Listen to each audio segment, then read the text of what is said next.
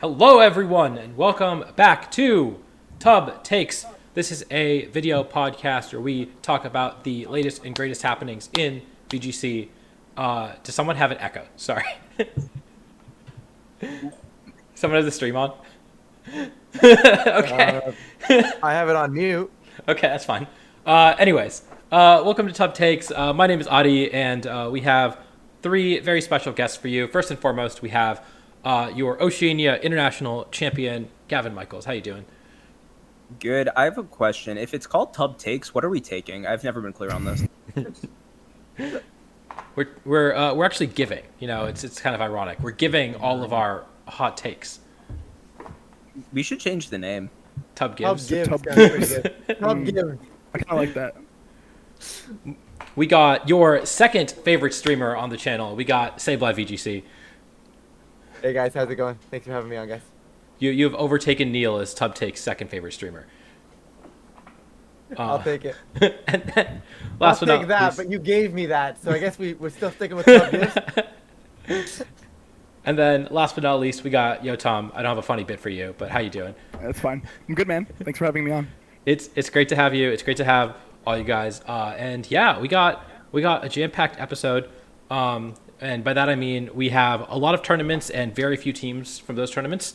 But first and foremost, I want to say, get on Blue Sky. All of you guys, get on Blue Sky.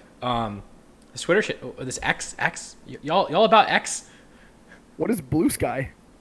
I've never heard of Blue Sky in my I don't know life. what that is. Y'all are not like terminally online enough. Do I? You got a Okay. Threads account? So, Listen, I've still been on Mastodon. Like, What? Is Blue Sky like a Twitter alternative? yeah, it's one of the Twitter alternatives, and you have to like get someone to give you an invite link, and I finally got one. So, Oh, okay. Cool. But yeah, yeah. Got you. I'm just not on any social media besides Twitter, so I'll just like go to whoever wins. Like, I still don't have Instagram, dude. Like, I'm not going. Don't to you Blue work for Sky. Instagram? Like a little bit. Like, I also work for Meta Threads, and I don't have that one either. Fair enough. That's the power move right there. I just now I see like the X logo. Spoilers for the next thing I'm going to talk about. The X logo, and I'm just like, I can't be on this app anymore. This is just going to shit. So Isn't it just literally, quite literally, a letter X in a different font? yeah, it's so ugly. He's rebranding Twitter as just X. Yes. Oh, okay. Yeah. I honestly, I envy you because you are just clearly like not online enough, and you like have a real life, and the rest of us just spend our entire days on the internet. I mean, I do go on Twitter a lot, but yeah, I wasn't aware of the of any of these things. I literally opened up the homepage for Blue Sky and I found this, and this is exactly what I was looking for. Anyways, with that little tangent, yeah. So we got, I guess, the big news this week that I wanted to talk about that is not related to Regulation D specifically, but related to the World Championships. You remember how like 2 weeks ago they announced the Yokohama Open? That's not happening. That's just it's canceled. And that there was a lot of discussion about that, a lot of conversations about that. Gavin, I know you are playing in day 2, and so do not give the slightest shit about it. But Ryan, Yotam, how are you feeling about this? I don't know. Personally, I was never like a big fan of the Open, personally, but like, I don't think you can announce something and then have people plan trips around it happening, and then 3 weeks before just say nope, sorry. Like, it just doesn't. It's like, I don't care that it's not happening as much as I care as to how it's not happening, if that makes sense. Yeah, no, that doesn't make sense, and it doesn't really like affect me that much personally. But I know a lot of people that I personally know who like planned their travel around it, or it was like a big part of the reason that they opted to go, and are really disappointed and upset about it. So yeah, it definitely sucks. And I think the bit that sucks even more is that we don't have any reasoning from the Pokemon Company about it, right? It was kind of just like a shadow cancel, and that's it. They put the cart before the Mudsdale again, I guess. Yeah. Yeah, so I assume that it's like a capacity thing that they realized or something. you think that's Right. what it is? But how do you not plan that? Um, it- I think that Yokohama is going to be like super massive, and True. I think they're just only now realizing, oh my god, it's going to be super massive.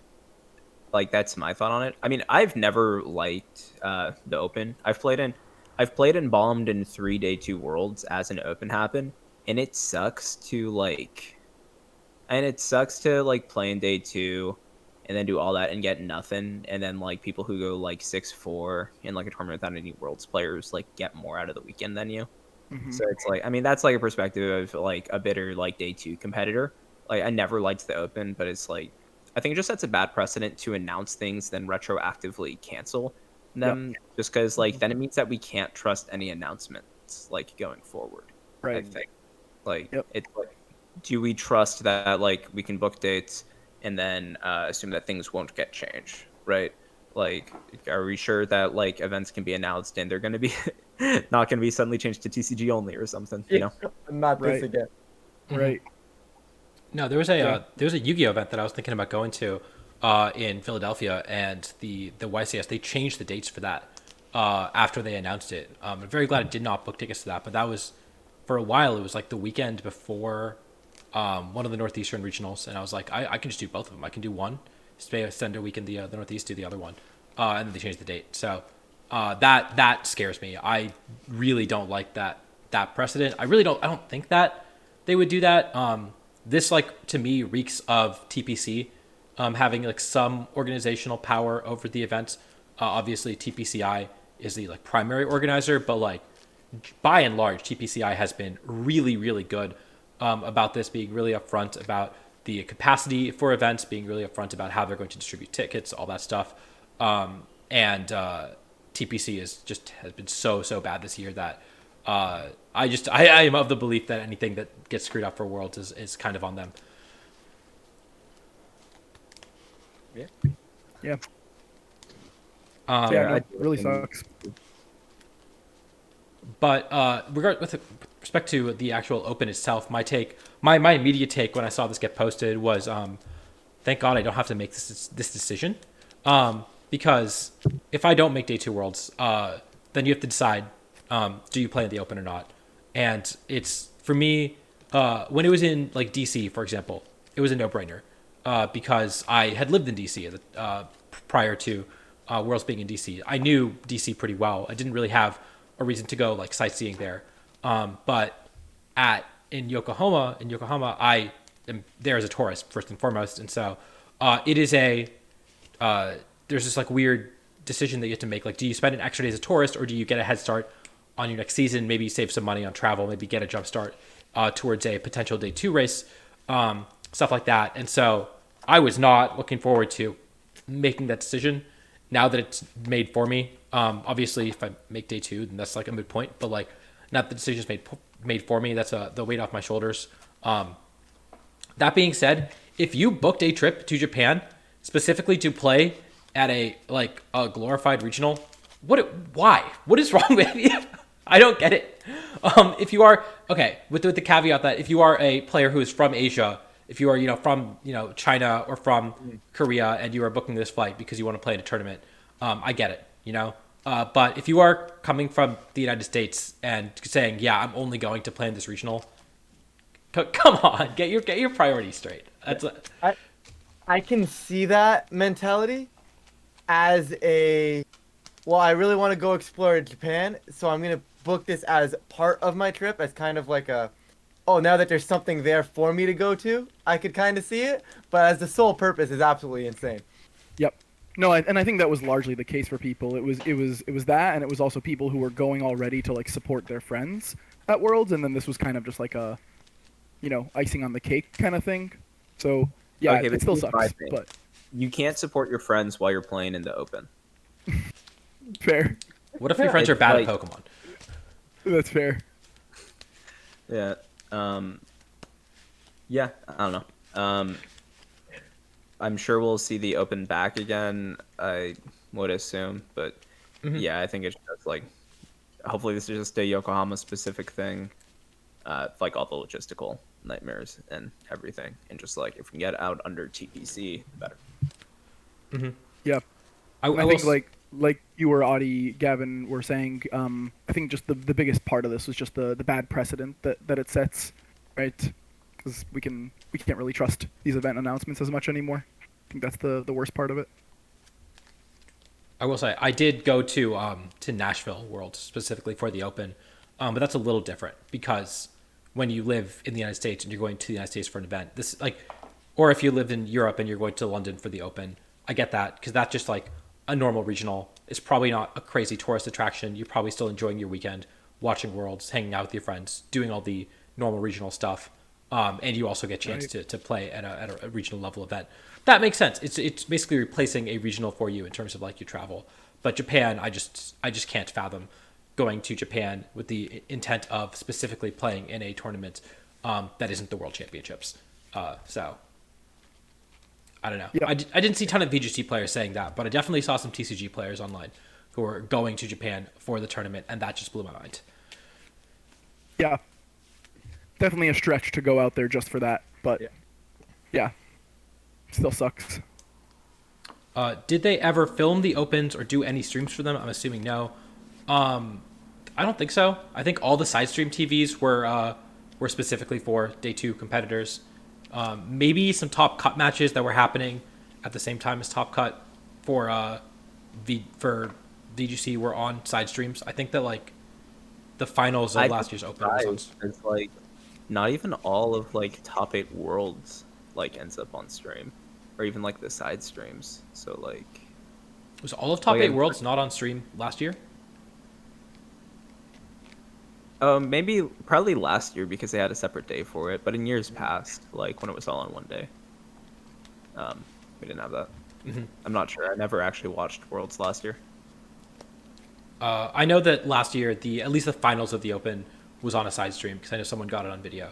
But other than that, I don't know. And I can't imagine many games are. But like, there are a lot of side streams at Worlds, and so if it is possible, if there are TVs available, I imagine they would put it on a side stream.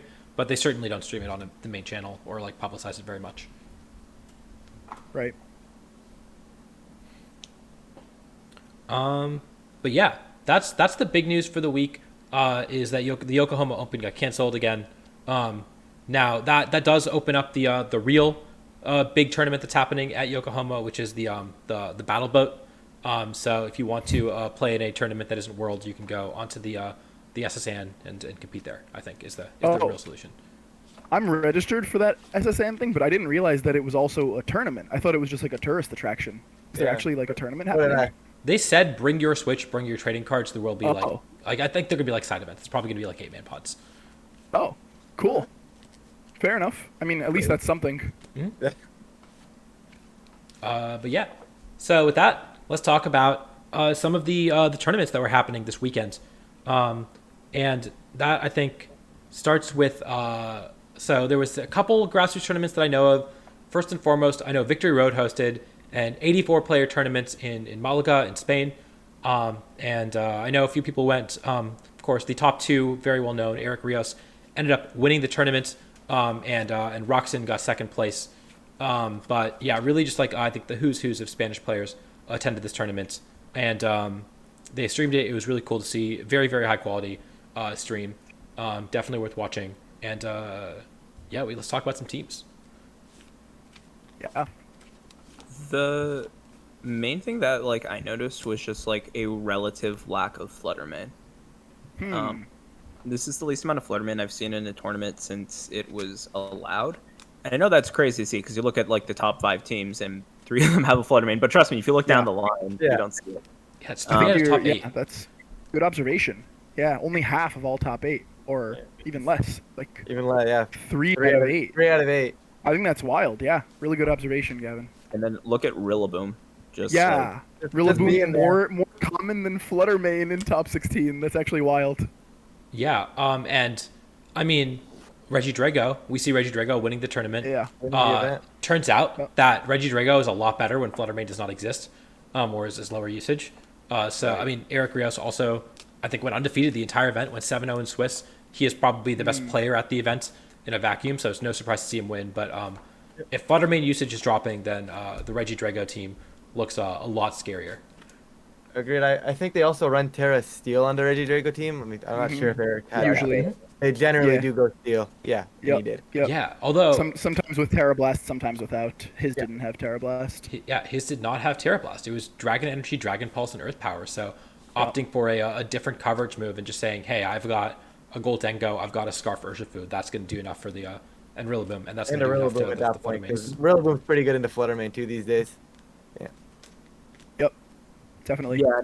Yeah, I mean, I think like that's something to say, right? Like, Rillaboom is just like an Iron Hands but green, and like it doesn't need to Terra to like match up well into Fluttermane. Like Iron Hands was already going to Terra Grass in order to deal with the Fluttermane anyways, and then Rillaboom lets you skip the extra step, which is kind of fun.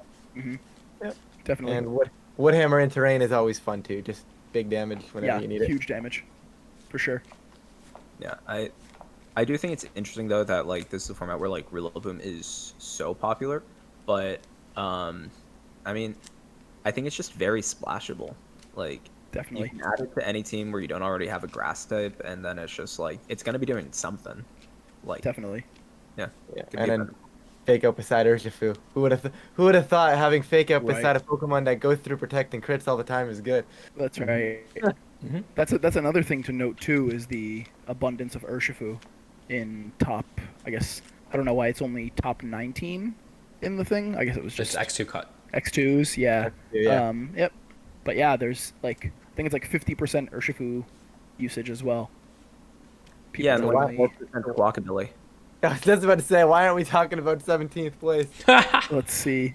Wait. 17 Oh. This oh, is that team. This is the It's same back. team. This is Wow. just Ivar's team. Same. Yeah. Yeah. Like That's no wild. changes, and they cut. That's It's crazy. That is actually wild. How many players were in the tournament? There were total? 84 it players. looks like. Okay. Hey, I mean, if you're not prepared for the Dunsparce, I mean, yeah, I guess you can just get rolled by it. I don't know. Thunderwave, Rock Slide, good, I guess. Yeah, always, right? And another thing about that team is that the biggest issue with this team when I was testing it, when I was playing with it, was it did not deal with the Mungus very well. It felt like you had to bring Tatsukiri to deal with the Mungus, or like flinch it to death. And again, when Rillaboom is replacing a Mungus, all of a sudden this actually gets a lot better. That's very true. Not that it necessarily, I don't actually know how it matches up into a lot of the newer threats, right? Like you guys suddenly have to deal with Tornadus and stuff, or Urshifu critting through your Fire Annihilate. But it is cool to see it. Did well, huh? Definitely. One thing I want to touch on a bit is, and this is kind of a trend that like you see like a bit at the end of last format entering this one, is that we have fewer like fire, water, grass cores at the top. Like there's obviously like a good amount of fire, water, grass that did well, but it feels no longer like it's mandatory. Obviously, Sure. like Alex Gomez like won like NAIC without a fire, water, grass core, but like if you look at the top and like all the balance teams that are going into it, it's like it was like very fire, water, grass heavy. But now it seems like you can like viably run teams without needing that. I mean, I think it's like most often the fire type that's dropped, to be honest with you. Yep. I'd agree. But yeah, I don't know. I just think it's interesting, and it might just be like, okay, like if you're running an offensive team, you don't really need that fire, water, grass defensive synergy. Right. Exactly. I am a little surprised that the fire type is getting dropped when Fluttermane is still #1 in usage. And if the Heatran, I mean, you see it on Roxan's team, is just so good at dealing with Fluttermane. And I mean, I guess Fluttermane usage dropping impacts the metagame pretty significantly, but we do see 6 fire types in the top 8. It's just first and third that didn't have one. Yeah, Not to say that if you go down the rest of the tournament, like pretty much everyone else had fire, water, grass, besides like a few teams. It's just like it seems like the lack of it is just concentrated at the top, which I think is interesting. Yep. I could see it. Like if you want, especially like a lot of the Dragapult Shen Pao stuff too, right? Like I want my fire type to go into Shen Pao, but if it's dying to the Dragapult that's just sitting there with either a Tantrum or an E-Speed if I'm not a Steel type, then like Heatran's really the only one that does that. I guess you do force them to Terra to go for the ground type move instead of the E-Speed, but other than that, I mean, you can't even bring your fire type to Shen Pao anymore, which kind of where you want it. Right. I mean, hey, we have a Heat Sweet Arcanine. That's pretty good into Yeah. Chen Pao, into Dragonite. Yep. Definitely. Yeah, there's actually a bunch of interesting stuff here in day two, especially kind of towards the bottom. We see a Hisuian Zoroark team. We see the Squawkabilly to Dunsparce stuff. We see a Bramblegast team. I've actually been seeing quite a lot of Bramblegast on ladder lately. We see the Hisuian Gudra, which I think a lot of people knew would be kind of good. But yeah, and then there's another Regidrago at the bottom. Very interesting and diverse day two we see here. And I mean, it is like, this isn't the biggest tournament. This is like a local or like close to a local.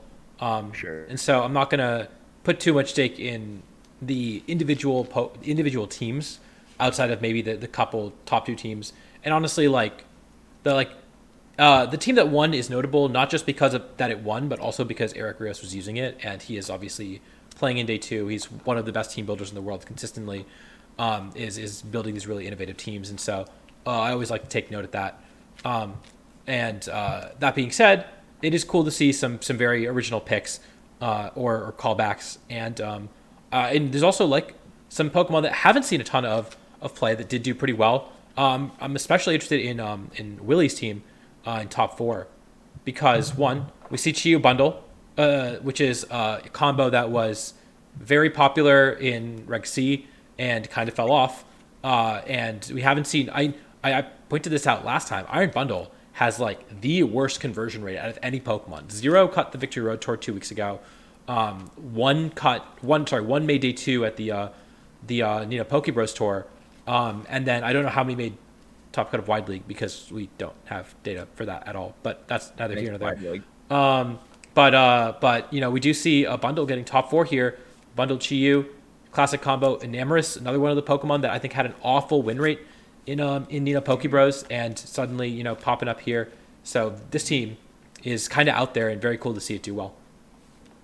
I'm sorry, I can't get behind Enamorous. It's just the ugliest looking Pokemon. I'm sorry. If you like Enamorous, I apologize, but to me it is just the ugliest looking Pokemon I have ever seen. I'm sorry. All right. I had to say it. Quick poll: is Ryan homophobic?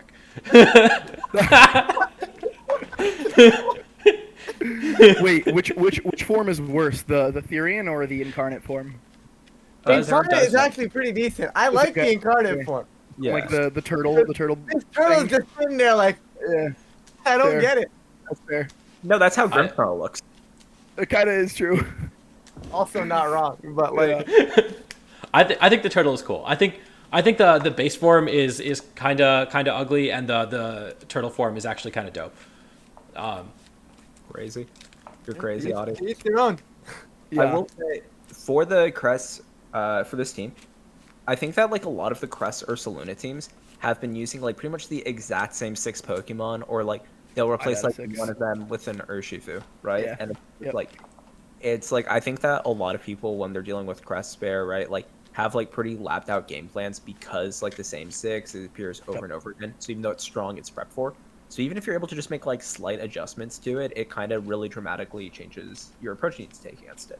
One team that I saw that did this really well in Series 3, or Regulation C, sorry, was Rafa's Portland team, where it was just like a regular balance team, but then again, you're adding the Chiyu bundle to it. And then it's like all of a sudden, like you have to deal with like Chiyu bundle, like in addition to your prep against it, and you might be stretched too thin. You might not be able to cover both at the same time. And then it's like the interactions between the two. If there's any synergy, it just becomes too much to handle. Absolutely. Yeah, no, you're totally right, Gavin. I think like some of the earlier Crest Ursa teams we were seeing, like the game plans were very predictable and kind of linear. And so I think this is a really good attempt to kind of make the team a little bit more flexible and kind of force the opponent to have to deal with either a fast mode or the Trick Room mode. And, I think a lot of teams that are equipped to really deal with one may not be equipped as well to deal with the other. So it's definitely a nice take on that sort of comp. Mm-hmm. And it's like, go ahead. sorry, go for Audi. Okay, I'll go. Yeah. It's also like something that we saw too, just like if you have like a 2-2-2 style comp or something, or like 2-2 glue, where it's just like you're threatening like multiple different modes at the same time, and you can just like stretch your opponent's resources thin, or you can just like make it annoying, right? Like they don't know they don't have answers to everything at the same time. And it's just like, especially with early format team building, it becomes like pretty exploitable. Definitely.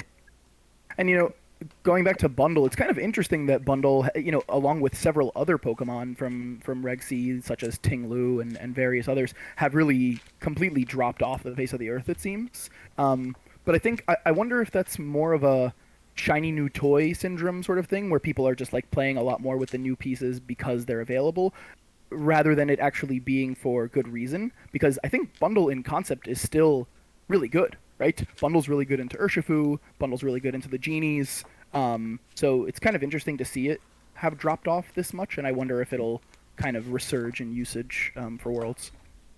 Yeah, and Bundle does something else that like is very unique, which is it has a very powerful freeze dry. And that just, I mean, that is so format warping. We saw it in Reg C. I think it really did just change the way that we had to approach the format, where suddenly, especially with Terra, where like normally you want grass and water types on the same team. Now this Bundle really disrupted the strength. I mean, the Fire Water Grass core is still very strong, but Bundle really disrupted that. Maybe forced Amoonguss's off Terra Water, stuff like that. It made you reconsider how safe switching a grass type into a water type is. And now we've seen Bundle drop off, and we've seen a lot more Terra Water. Like, feels like everything is Terra Watering nowadays. And so, I mean, and because of Urshifu, but now all of a sudden, if you have a water type that can hit opposing water types, that can like complete that pin, that I think is a very valuable niche. And yeah, no, I think it's just like it does something that no other mon does. It's always going to have a use. Even on this team, where like you think of it as like a speed control mon normally, it's not a speed control mon. It doesn't have Icy Wind. This is a Trick Room team, but it does still create those pins, punish Amoonguss, which is always a problem for Trick Room teams, even though you have Flame Orb, Ursaluna, and Enamorous. No, there's no shot this team's weak to Amoonguss. You got Lunar Blessing, Enamorous, and Ursaluna. Yeah, it's probably not that weak. No way. But I mean, Encore still very, very strong at punishing passive plays in front of Trick Room. The Nasty Plot Chiyu, the Bulk Up Ursaluna. We've seen a lot more setup Ursaluna as well as ways to punish passive play into your Trick Room, really creating like volatility and a Bundle potentially even just coming in and cleaning up late game, saying I don't need to get a second Trick Room up. I'm going to take advantage of your Trick Room turns to set up, and then my Bundle is going to pin you with next to a Chiyu or an Ursaluna or something like that. One other mon I want to talk about, like on Eric's team, like going back to that, is the Farigiraf, because we saw this last week too with like Michael DeBestie's team. Is it Bestie? I'm gonna call it Bestie because that's funnier. You can run a lot of Pokemon that are really weak to Chien-Pao Dragonite as long as you just cover it with a single Farigiraf. And it's like how splashable Chien-Pao Dragonite is. Like Farigiraf is to kind of become like a pretty real punish to it. And like I think I'm a big Farigiraf believer. At Nats, I went something like I want to say I went 6-0 versus Chien-Pao Dragonite, and then I went 4-4 versus everything else because like Farigiraf carries the matchup so hard. Yeah. Yeah, no, it's definitely, I don't know. I'm not a huge believer into Giraffe, but its ability is very, very good, and I think it definitely, like you said, it just takes that Chien-Pao Dragonite matchup, and it's, well, if you're running that, you can no longer bring it versus me, and it's just good because of it. What it also does is it makes Trick Room a bit safer, where like now like you don't have to worry about the priority moves. It's like if you get the Trick Room up, like no, your slower mons will be moving first. So it's like you don't have to worry about like an Urshifu still being able to line up an Aqua Jet into your bear or a big Sucker Punch. Yeah, exactly. Especially if it's like from a Chien-Pao or Urshifu Dark or something. Because I think like that's like how a lot of people are responding to Trick Room right now. Because you probably should. No, I think like this team specifically is totally fine against the Dragonite part of Chien-Pao Dragonite. It's the Chien-Pao that is super scary because Sucker Punch definitely makes Regidrago way worse. Sucker Punch threatens Goldengo. And Goldengo, if you're forced to tear it. You're forced to, exactly, yeah.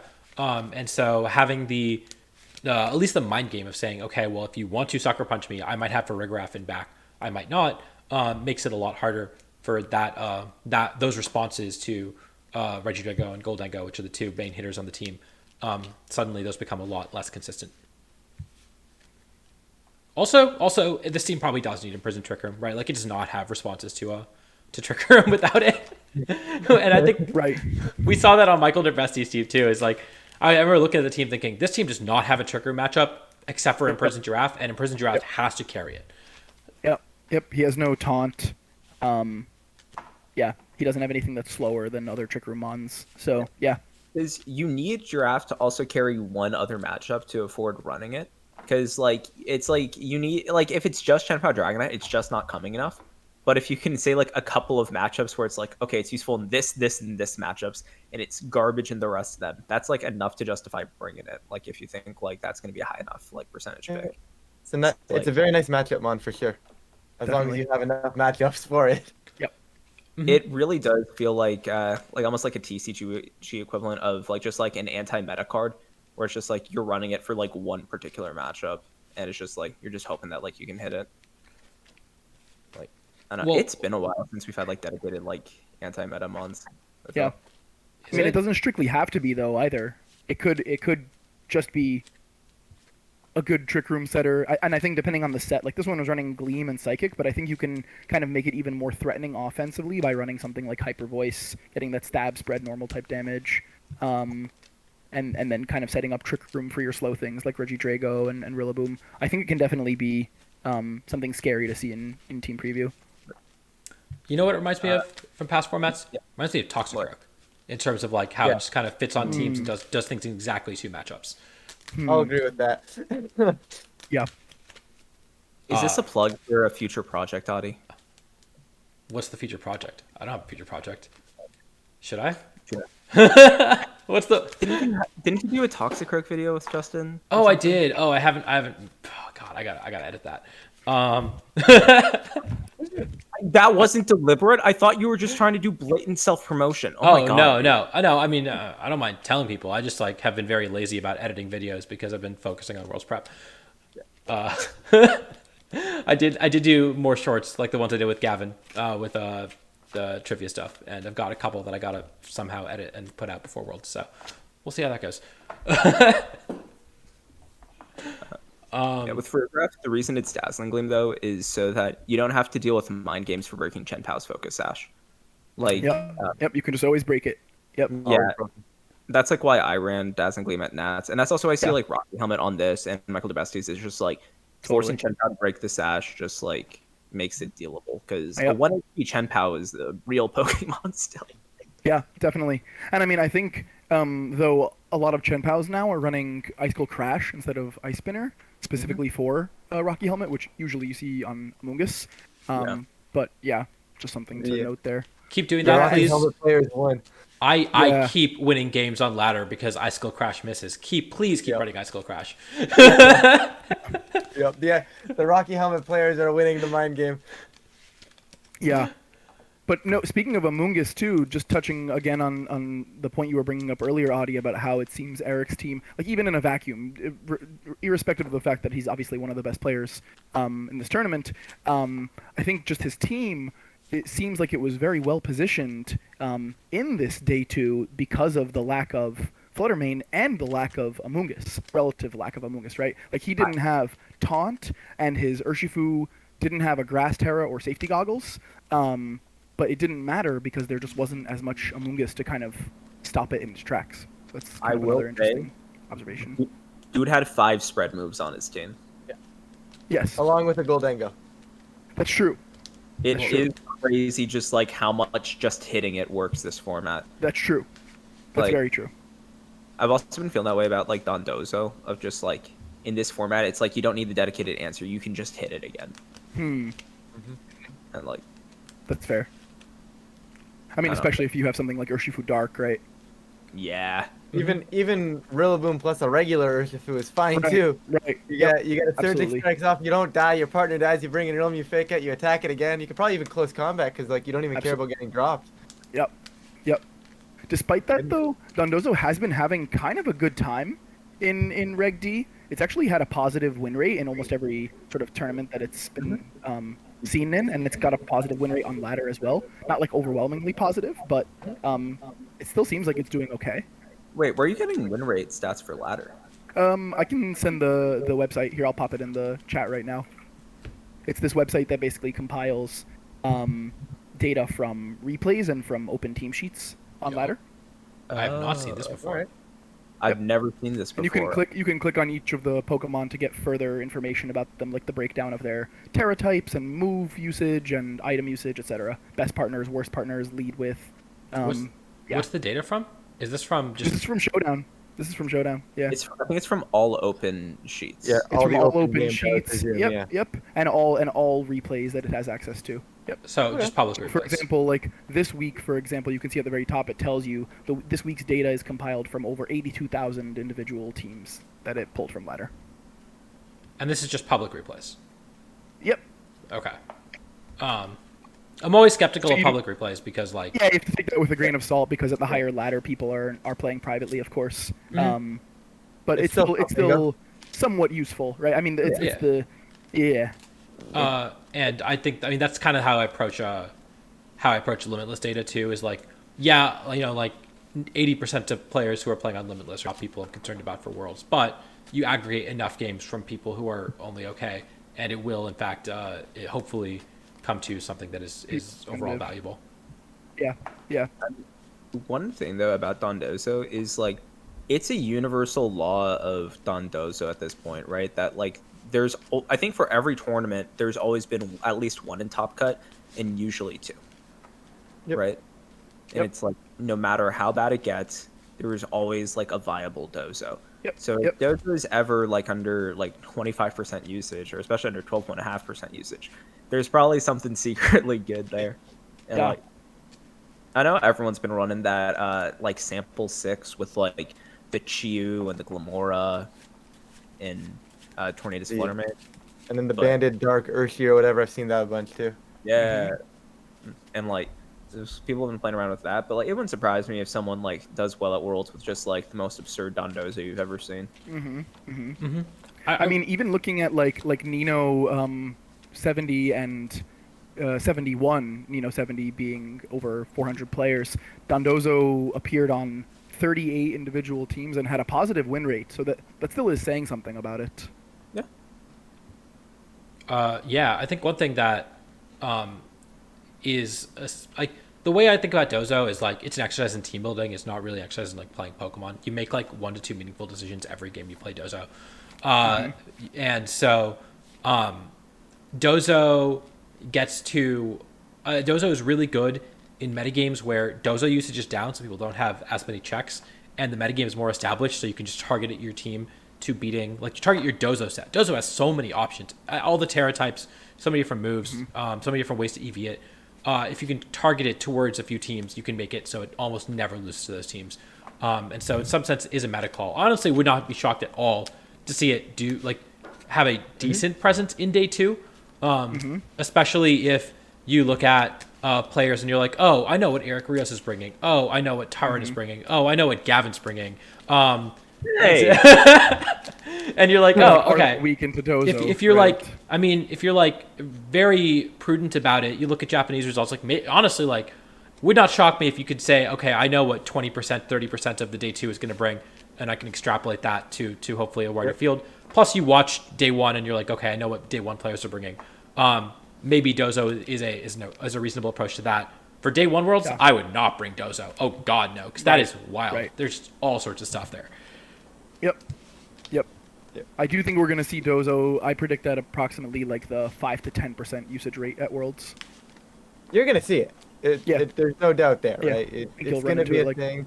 As Adi said earlier, it's like the less people are prepping for it, it seemingly still gets better because like all the consistent checks are just gone. But like, to what extent, right? So we're gonna see it. It's just a question of how well it's gonna perform.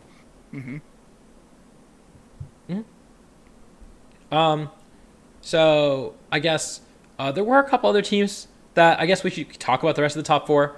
I don't really want to go into too much depth about the other teams that were further down, but unless there were ones, no, it was just Eric at 7-0. So Roxon got 2nd place. I think he's the other one of the other like very notable players because he's really good. But he had a pretty standard team. Like there isn't a ton to say about it. I think this is like basically a rental code at this point. Yeah, checks out. So is Eric Rios' team, for what it's worth. Did he publish a rental? No, this was a Japanese team that won a tournament a few days prior. Was with it didn't have Farigiraf on That's the right. original. That's right. It Yeah, had it's something Tormod, I else over think. Farigiraf. Yeah. That's But yeah, right. no, we've seen that like Torn, Goldie, Reggie Drago. Yeah. Like I've seen that a lot. Exactly. Yep. It's 5 for 6, the same mons as that Japanese team that won a tournament. Okay. Yep. Good to know. Yeah, I mean, nothing. I don't have too much to say about Roxanne's team, but do y'all see anything you want to talk about here? Nothing too Not crazy. too going on much. there. Yeah. Looks like the pretty standard stuff. I guess sub Heatran is like a little unusual. We saw Michael Derbesti do well with sub Fluttermane on his team back at Nino, Yep. and that's one thing that I have been seeing is like substitute plus Rillaboom is like actually pretty good because you just get all your healing back, and so that is one cool synergy that we're seeing a little more of nowadays. I think that sub Terra Blast is a little odd though, of just like that is really committing to tearing your Heatran a lot, right? Because otherwise, like you just have Heat Wave. That's right. That's right. And like, Yep. that's very committal and Yeah. seems frankly You kind also of just lose the Heatran mirror. Yeah. And This is also the same Heatran set that Marco Fierro used to win Nino the previous week, I I didn't know believe. Yeah. Um, Let me go back and double check on that to be it's sure. also you have Radiance on Torn. Like I mean, obviously you That's don't right. click it if you bring it the Heatran and you're not going to tear it, but like No, right, it's a yeah. little more But anti-synergy there. still, Yeah. Just looking at the Nino tournament, Marco Fierro won with the same exact set. Yep, Heatwave Terra Blast substitute. It's actually a relatively common set, but no, I completely agree with you, Gavin. When I looked at that at first, that was my thought exactly. I was like, wow, this is really a Terra Hog mon, or you're only clicking Heatwave, which I guess makes it kind of one of these mons that you're bringing for these matchups where special type grass damage is really good, or your opponent just has a hard time breaking through your substitute and your leftovers and potentially grassy terrain recovery. But yeah, it doesn't feel like the best set to me either. Yeah, but we've seen Terra Hog mons do well, right? For like sure. obviously, like Terraflying Dragonite, Menace.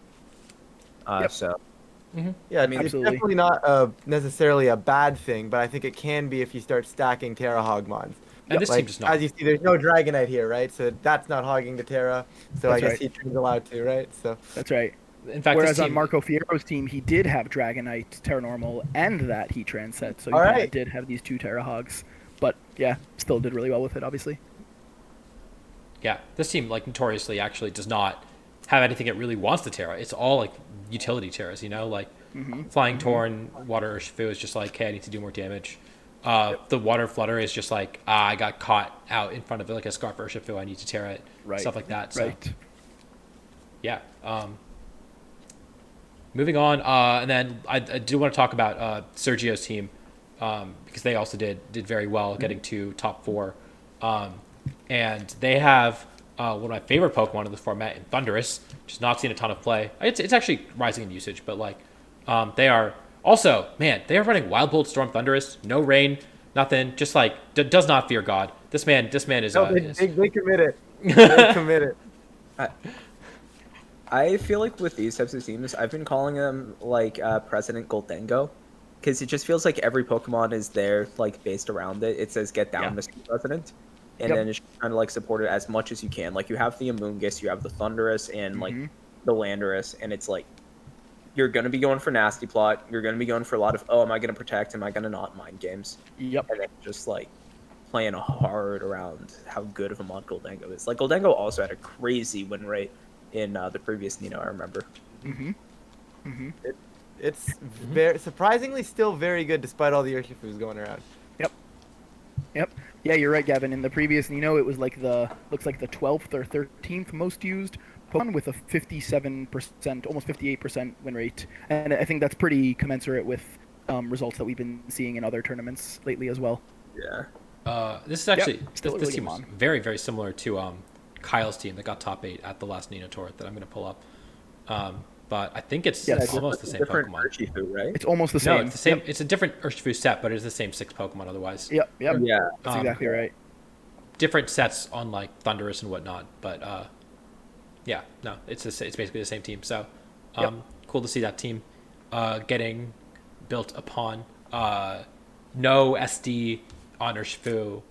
I don't know if that's better or worse, honestly, but like close combat is really good, and Goldie does, if you're building around Goldie does struggle with dark types, right? And so having a way for your other damage dealer to hit him with Flutter Mane and Urshifu does make a lot of sense. Definitely. All right, well, that was one of the big tournaments of the weekend. I know there were a couple other grassroots tournaments. I think there was one in like the New York area. I don't know if we have teams for that. If someone knows, let me know in chat. We can talk about it. But I don't think I have teams for that. Let me check. I know a friend of mine was there. Do you have? I'll ask. well, we'll talk about that if that comes up. But the big tournament that was happening was the Wide League tournament that had a $1,300 prize pool. And Ryan, you actually played in that. Not only played in that, but top cut that tournament. Tell us about your experience. I'm just gonna start off. And I'm just gonna say it. Community gaming is by far the worst platform to run a tournament on, and I mean I could say this, and I'm sure you could hear other people say this. Now I was talking to one of the mods, and at one point apparently after round one, or during round one, I guess I don't know if it was before, after, or during, but there was 150 notifications of just people trying to press "We need help." Hence the hour-and-a-half delay between round one and round two. Oh my god. But no, it was once it got going, it was good, right? Because like they figured it out. Thanks to the work of the mod team and everybody got it figured out. We were able to get things going a little bit smoother. But that beginning was really rough. Once we stopped trusting the website, everything got better. I remember I heard that they thought about like trying to move Top Cut to Limitless. They did, right? Yeah. I don't think they fully did. Did they do that after all? No? Okay. It's not on Limitless, at least. I can't find it anymore. I saw If It was, is, it no, was it is private. no longer on Limitless. That is correct. Would have been really cool if they did though. and I mean, we would be able to see We the would've teams had that did to- well, and not just look at this screenshot. See, if I would have known, I could have done it. But like, I didn't know it was gonna get deleted that quickly.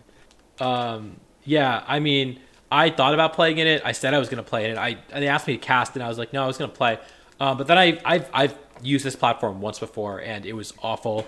All the problems Ryan just described. The team sheets are really hard to find. You can't just like you don't get your team sheet when you get queued up against your opponent. You have to like go to the participants page and then search for your search up their opponent. name. And then you can find it, and I can't see them because I didn't play in the tournament, so it's only Ryan that has access to these team sheets now, among the people here. Unless Gavin, you played in it, or Yotam, you played. I didn't hear about that. No, I didn't. I know. I don't know. Maybe you played on an alt. That's true. I played on an alt. I top cut the Wide League. Come and find me. I'm sure there was a Pelipper in there somewhere. Yeah, no, I didn't play in it, but I heard the horror stories from friends. I heard there was not even a drop button, so even if you wanted to stop playing, you couldn't drop. They had to like disqualify you. I think was what they had to end up doing. They said to start Yikes. disqualifying you if you wanted to drop. Oh, Yeah, I mean, that's suboptimal. I know they got like a $500 bonus to the prize pool for hosting it on here. Community Gaming donated that, and I don't think it was worth it. it's not worth it. Like, just host your $700, $800 prize pool tournament on Limitless, because it is so crazy how good Limitless is a platform. It is made for Pokemon tournaments, and it does it so well, and it means so much to the community to have access to team sheets like this, especially before Worlds, where like that's the point. That's what people are. If you want to advertise your brand, the way you do it is by making people click on this link. Like, look at how much publicity Nino has gotten, because this is like the reference point for this metagame right now. And meanwhile, you have community gaming where like we want to talk about the teams. We are trying to talk about this tournament. We cannot see. There's no ability for us to like even look at the tournament. So that's like also a frustration, even just having not played in the tournament.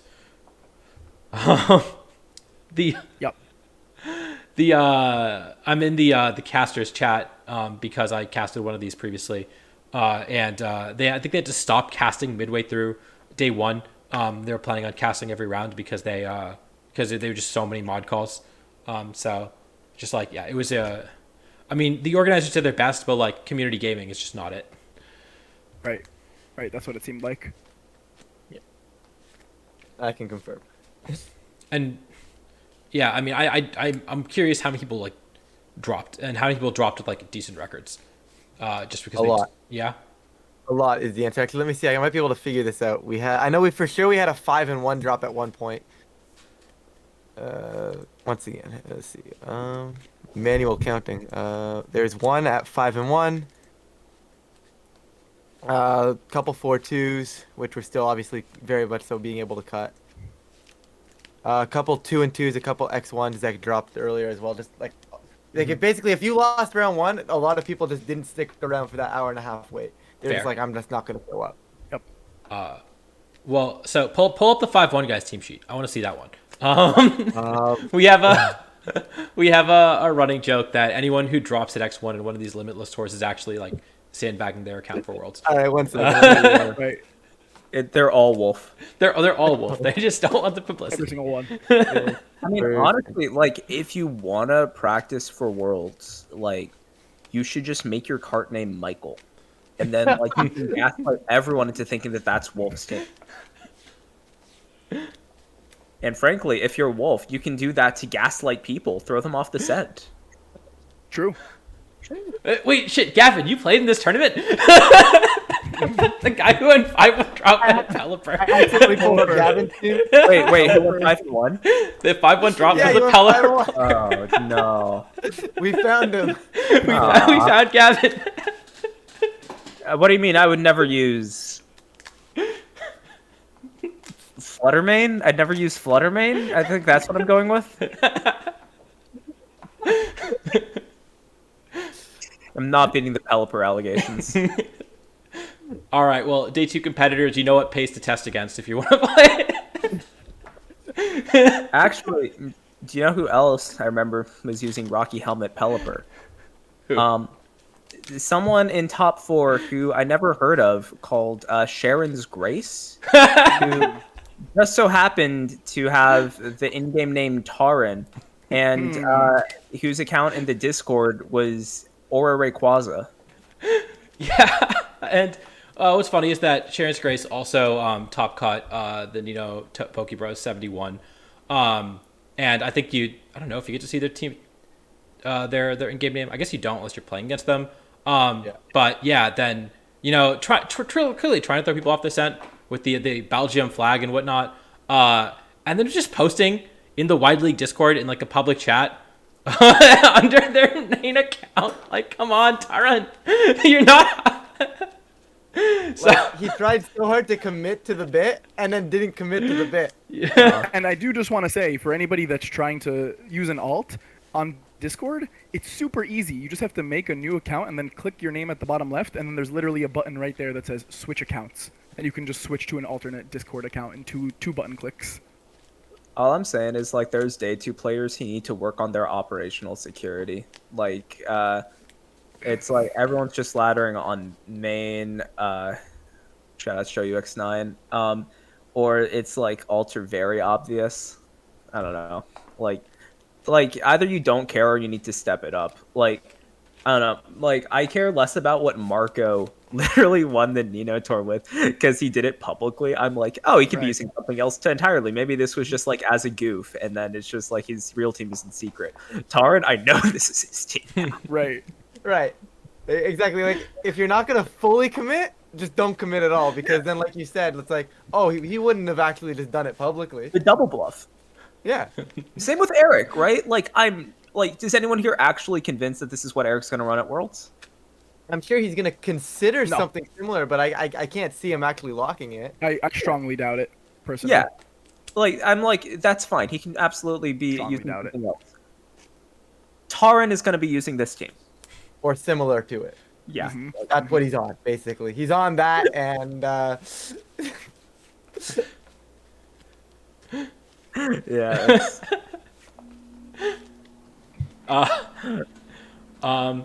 But okay, so we did pull the top 4 teams from the tournament. Ryan, thank you so much for going through and grabbing those. And so I guess we should talk about at least the 4 teams that we have. Hopefully, I think that Michael, the person who runs Wide League, not Wolf, Michael will post a graphic that has all the top cut teams at some point. But he was saying he was going to post one today. I'm assuming he just got busy, so I'm sure we'll get one at some point. Yeah, I haven't seen it yet, but we guess we should talk about the teams that we do have, starting with fourth place player Sharon's Grace, and again, Gavin as our resident Rain player.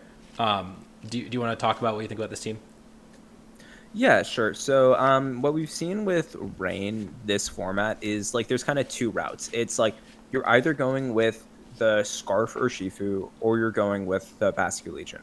Previously, Rain has been very much so centered around the Aqua Jet or Jet Punch Pokemon, right? And it's like that's strong enough to get the kill. But now it's like just trying to abuse like, okay, you can run a fast guy and then hit hard enough that then you can just go in. What we've seen in this format is that, I mean, similar to the last one, like Hands Amoonguss is basically mandatory on Rain for the pivot. Well, okay, not so much the Hands. Like, I have seen people with the Thunderous T, right? Mm-hmm. But Hands just allows for such good positioning that I don't know how you drop it. But Amoonguss is basically mandatory, especially in a format with all of these like opposing Urshifu Rapid Strikes. If you set up Rain, then that can just be used against you by the other Urshifu unless you have the dedicated hard counter, which is right in this case. Mm-hmm. So like with this version, we do see that it's also a like support the Goldango team. Now that's like something that's a bit novel from this version. What we've seen is like if you're using Rain, like one of the big justifications of it is being able to protect the Steel type. So we've previously seen that with like Hisuian Gudra, right? Or it's like maybe there's like a Specs Goldango or something, but like I haven't seen it with like the support Goldango before, or sorry, not support, like the setup Goldango. So that's interesting. And then the Chen Pao here is just like to really lean into the offense of it. There's some things here that I'm personally like meh on. Like I don't think you need this much Amoonguss hate, like. The goggles on the Pelipper, in addition to like the 2 Terra Grasses and the Terra Ice, is a bit much to me. But like I see like what the ideas of it are, and it's like you're threatening the setup or the fast-paced mode with the Urshifu, and it's hard to deal with all of it simultaneously. Definitely. Ryan, Yotam, any thoughts? Additional thoughts? I mean, I played it round 5. It was my only loss in day 1, but I mean. I just got Amoonguss Hands, to be honest. I just got out-positioned. I got out-positioned hard, I'll be honest there. Like, I can't even talk about the Rain mode because, like, yeah, he brought it, but, like, I spent half the time calling whether or not the Amoonguss was staying on the field or not. I got them right, but I gained nothing, right? They're like, oh, this Amoonguss is switching to Pelipper. I guessed right. Didn't get anywhere off of it. I just got out-positioned. Fair. Yeah, no, I think it's a really strong comp right now. I think Rain is really strong still. Rain is very, very good. Yep. I think it's really strong. And either the back. Yeah, sorry. I don't know what I know last thing I heard was Yotam talk saying like Raid is still legit, and then I cut out. Oh geez. Okay. Oh no. We only said a couple more things since then. Okay. We were just saying how Pelipper feels like the better Rain setter than Tornadus. And how Rain still feels really strong. Yeah. Yeah, we're saying that like Torn Rain is just like kind of ass because it's just you don't have the time to collect Rain Dance and Tailwind. Yep. Yeah, and I mean we saw Roxanne do well with the Torn Rain, but like that feels like if I already outpace your entire team with Urshifu, then I get to click this button, and not this is a Rain team. Exactly. But it is interesting on this team at least to see that we've seen a lot of like Thunderous or Thunderous T on Rain teams. We've seen a lot of Tornadus on Rain teams trying to abuse their new signature moves. And it's interesting to see them to see Tara and say, yeah, no, I'm just not going to try to abuse those moves at all. I've got my one flying type. It's Pelipper. I've got a bunch of other Pokemon that are more than capable of doing enough damage with the rest of my dudes. Yep. I think the genie that is maybe a little bit underexplored on these Rain teams is Thunderous Therian form. I saw a couple of teams with that, with Pelipper and FunDT. That seemed really strong, actually, because then you don't need to. You can always reliably, unless your opponent has other weather, you can always reliably click your Wild Bolt Storm, right? What I think is really cool on Rain is like we've seen that with like the Thunderous Therian Gudra team. Shoot, that's Teen Spirit, Yeah, right? definitely. Like that's his team. Yes, I believe it was Team Spirit. What I've seen that I think is cool is like the Landorus Incarnate on Rain. Definitely. 100% accurate Sandseer. Yeah, Um, really strong. that does crazy damage. Plus, Yeah. like, then it's like you're dealing with like the Iron Hand's weakness that Rain inherently has. So there's like a lot of cool synergies there, I think. Definitely. Yeah, I mean, the Sandseer is kind of a broken move if you have Rain set up, right? Oh my god, yeah. It's 100% accurate spread. It's like With a Scald burn chance. Well, Well, if not, you're off, running not off the land OI, but Oh, sure, because of sheer force. Yeah, It's also- unfortunately. 20% to burn. but beats Is the it pesky 20? electric types. Yeah, true. Weird. True. So yeah, not quite as good, but still spread stab ground off of sheer force life orb. Yeah. How they made the Genie's move is weird. So like Tornadus and Enamoruses are 30% to activate. Yep. That's right. Thunderous and Landorus are 20% to activate. And they're all 100% accurate in Rain except for Enamorus. Except for Enamorus. Yes. Yeah. And they're also none of them have a drawback in Sun like Hurricane does. Correct. Very weird. Yeah. Very and I odd. wonder if the Enamorus thing is an oversight. But yeah, definitely something weird going on with the moves. I feel like it has to, like, it's either an oversight where they accidentally made them 100% accurate Rain, or it's an oversight where they just forgot to make Enamorus 100%. One of those has to be wrong, right? Right. They're gonna drop a patch the day before Worlds, being like, "Actually, we fixed Springtide Storm." Right. It even rains in spring. Like, Or- come or on. Even worse would be if they say that they actually fixed the accuracy in other weathers, so that they're actually like hurricane accuracy in sun. Yeah. And then like everyone's coming to World with their Bleak Wind Storm. Everyone starts slapping Sunny Day on the team. Everyone starts running Lily Cole like the week before Worlds. All right. So that's the. I think that's about all I have to say about Rain. I don't know if y'all have anything more you want to talk about. Let's talk about the third place team, which I believe is Olsen. This person definitely playing on main, and also not even hiding that they were using a rental code. Just said, yeah, it's this the guy who got top 32 at a Japanese tournament with this team. I just stole their team. Giga Impact good. That's all I'm gonna say. This is the new Fire Water Grass core, right? The Heatran Rilla Urshifu core. And then Chenpao D-Knight is just splashable on it. Giga Impact, very interesting. It got 10th at a regional, so it's good. Yeah, it's fascinating. I mean, I guess you're so seldom clicking that fourth move on Dragonite anyway that you might as well just have like a nuke button there, right? You said I got 10th at a regional. I played Jesse at that regional, Yes, and he beat me because he clicked Giga Impact and L-code my Iron Hands.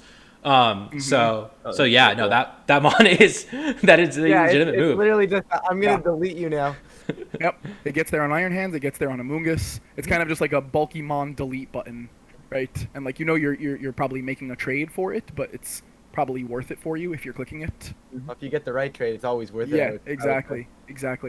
Yeah, very interesting. Again, we see the same Heatran set that we've seen twice now already, the Terrablast Heatwave Substitute Protect set. Yeah. People are really favoring that set, it seems.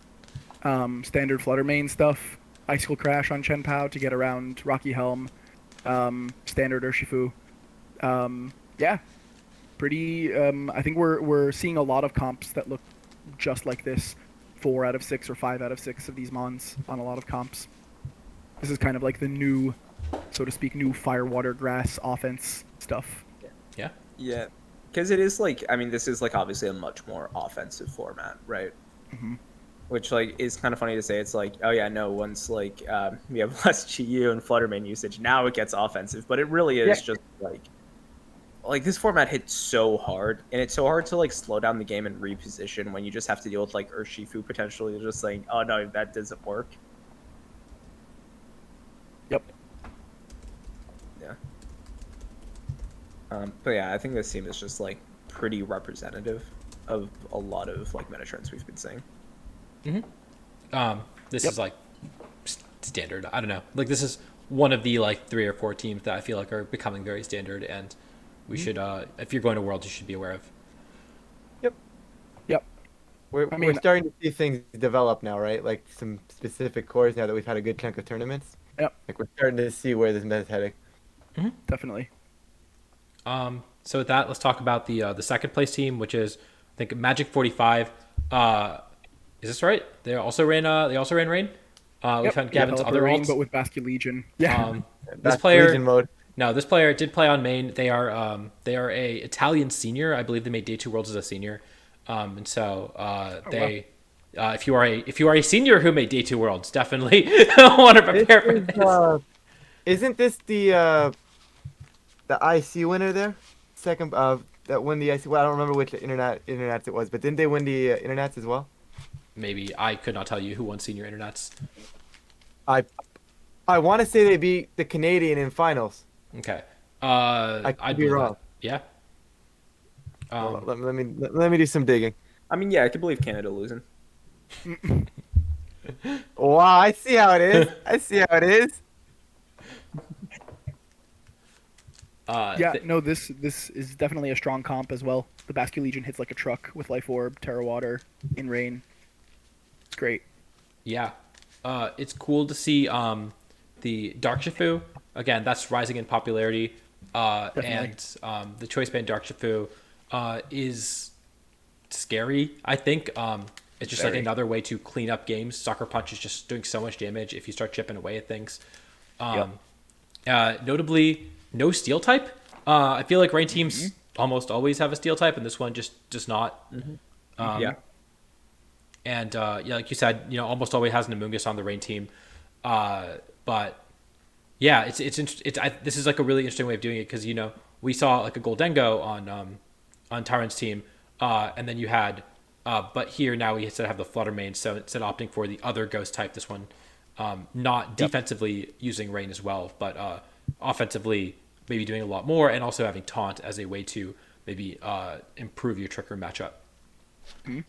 I mean, also just like shutting down Amoonguss, right? Like the last thing we saw had a bunch of Amoonguss answers. This one, it's like, it's not that many, right? Like, you don't have like the offensive Terra on Chen Power or Shifu to one shot it, and you don't have Terra Grass on the Basque Legion or the Pelipper or the Safety Goggles or anything. So it is saying like, hey, I'm going to be bringing the Flutter Mane a lot. That's going to shut down this Amoonguss. I'm going to Terra Grass if need be, very regulation B of it. And then, yeah, it's an interesting take on it, and just saying like, okay, you don't get your utility, and then I just do way too much damage because this team does way too much damage. Oh my god! Yes. Oh my god! Yeah. I mean, I think though, Gavin, even without the Flutter Mane, I think you still have enough pressure onto Amoonguss because any double up from either Hurricane, Wave Crash, Wicked Blow, Icicle Crash, any double up is going to just kill Amoonguss, right? that is true. So, yeah. Just a little bit of extra security, I guess, but I can't confirm that this is the EUIC 2023 champion in seniors. Okay. Damn, yeah. So definitely one of the better seniors. I don't know if they're aging up or not, but we've talked about this before. We do regularly see the best players and seniors immediately convert to masters, and here we see another player who has taken on a bunch of very good masters and managed to get second place at this really big tournament. We also, I think I noticed this too. We've seen a couple more Amoonguss that have clear smog on them. That was not extremely common. I think that, obviously it's very good into Dozo. It single-handedly like cleans Dozo. I think a lot of times, it's very good into Goldengo teams because a lot of the times they're forced to Terra Water, especially against rain. And so now you have a way to get rid of their nasty plot boosts. Maybe less important when you have a Dark Urshifu on the team, but still certainly a very powerful option there. I mean, it's still like that's also just saying like, okay, you can't Terra because they want to Terra Water in front of the Urshifu too, right? Yeah, absolutely. Yep. Give him a Or double the Flutter think. Mane. Yep. I also think it's very nice versus the Gudra because I could see Gudra getting a few defense boosts here and then going something like Terra Fairy so your Urshifu can't get through it and then all of a sudden kind of walling you out. So just eliminating those defense boosts is always nice there too. Definitely. And also for removing your own Intimidate on Basket Legion if you have to You in a just never, pinch. it's very good. Clear Smog is just good. There's Yep, no, it's just great. always I- has been, probably always will be at some point. I Big disagree Clear about Smog Kudra, enjoyer. by the way. I think that if they're shell armor, then you're sporing them. And then That you're is true. That is very, and then but you're you spore them and then Clear Smog the next turn. nah, you spore them and then you wicked blow 3-shot them. It's fine.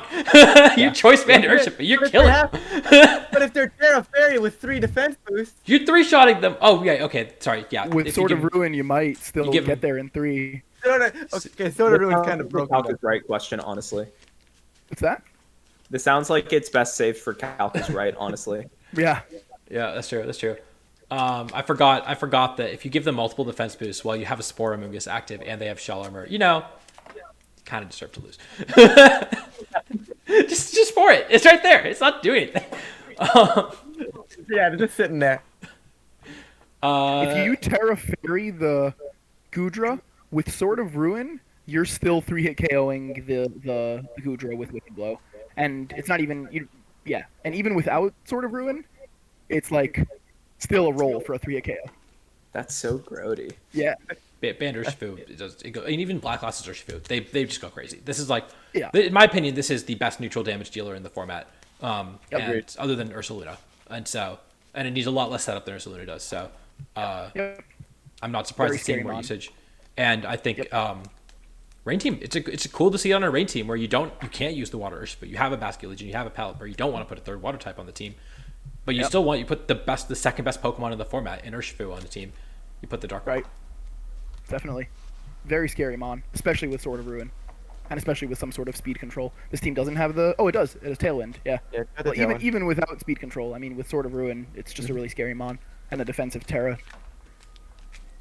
I'm so glad, Gavin, that you volunteered to be on this episode. I did not realize we are going to be talking about Rain the entire time. Yeah, for sure. Well, how could you? You couldn't see the team. Yeah. Yeah. It's Generation 9, so it's a Pelipper format. I like to say that like you can make an argument that Pelipper Palafin was the best team in every series so far. It might not be this one, but maybe it's like Pelipper plus something else.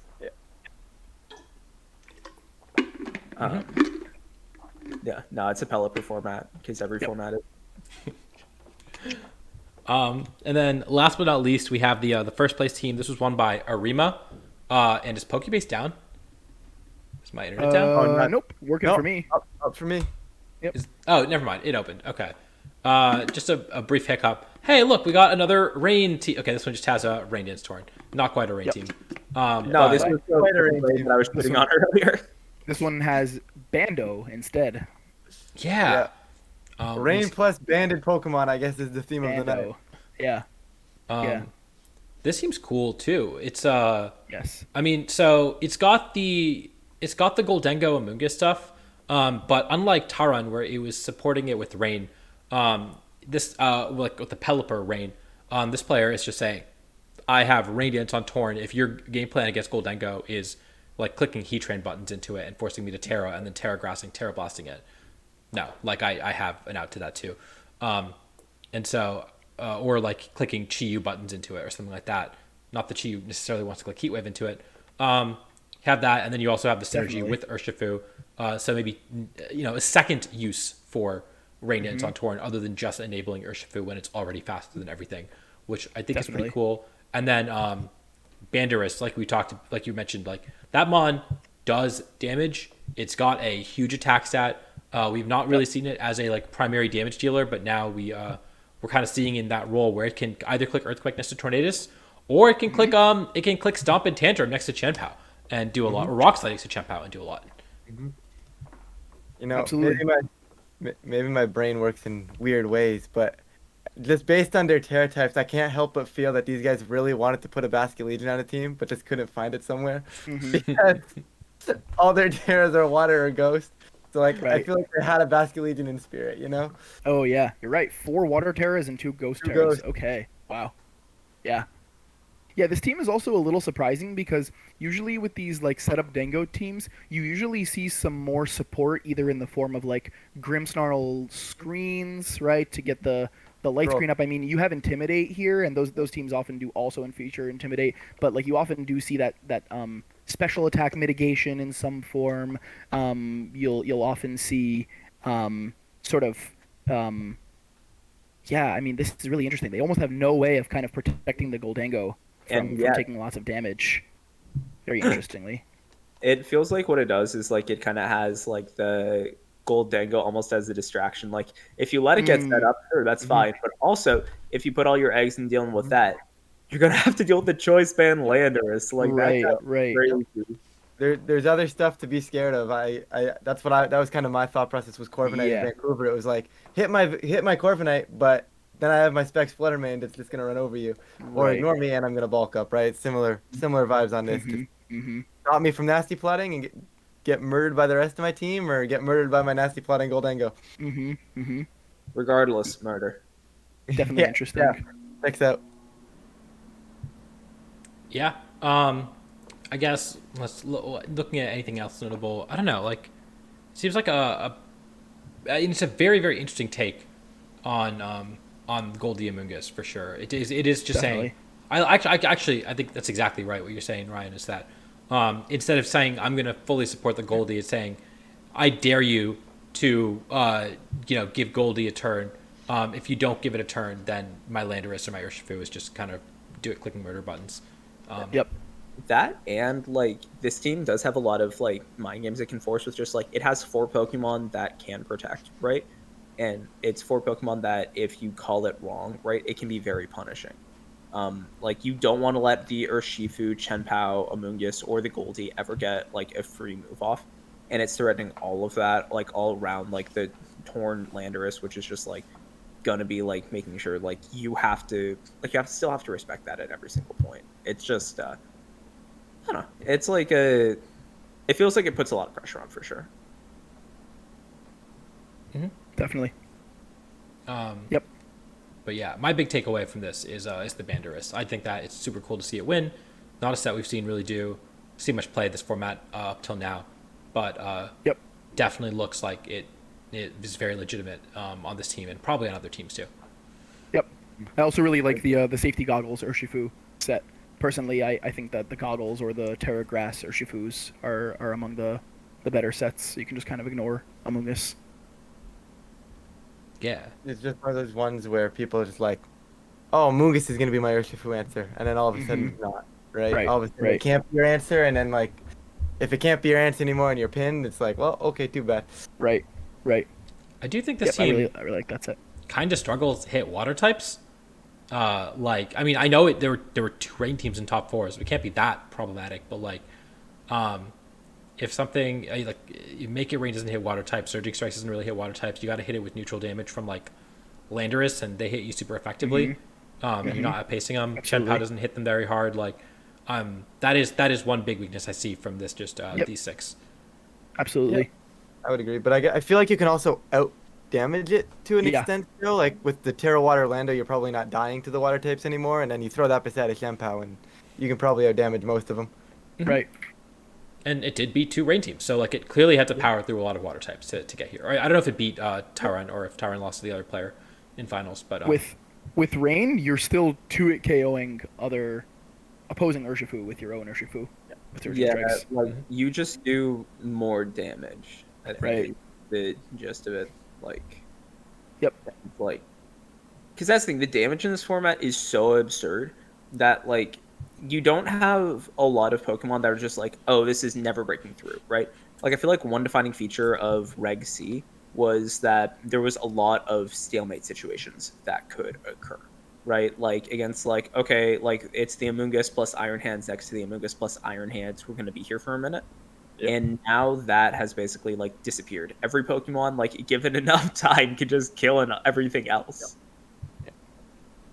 As a balanced player, that kind of scares me. I'm going to be honest. Yeah. Definitely.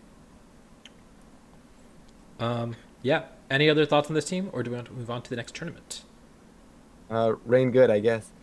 Yep. That's Rain the good. takeaway I think from the wide league. Even semi-rain good. Urshifu good, both forms. Yep. Genie's good. Golden Go good. Yeah.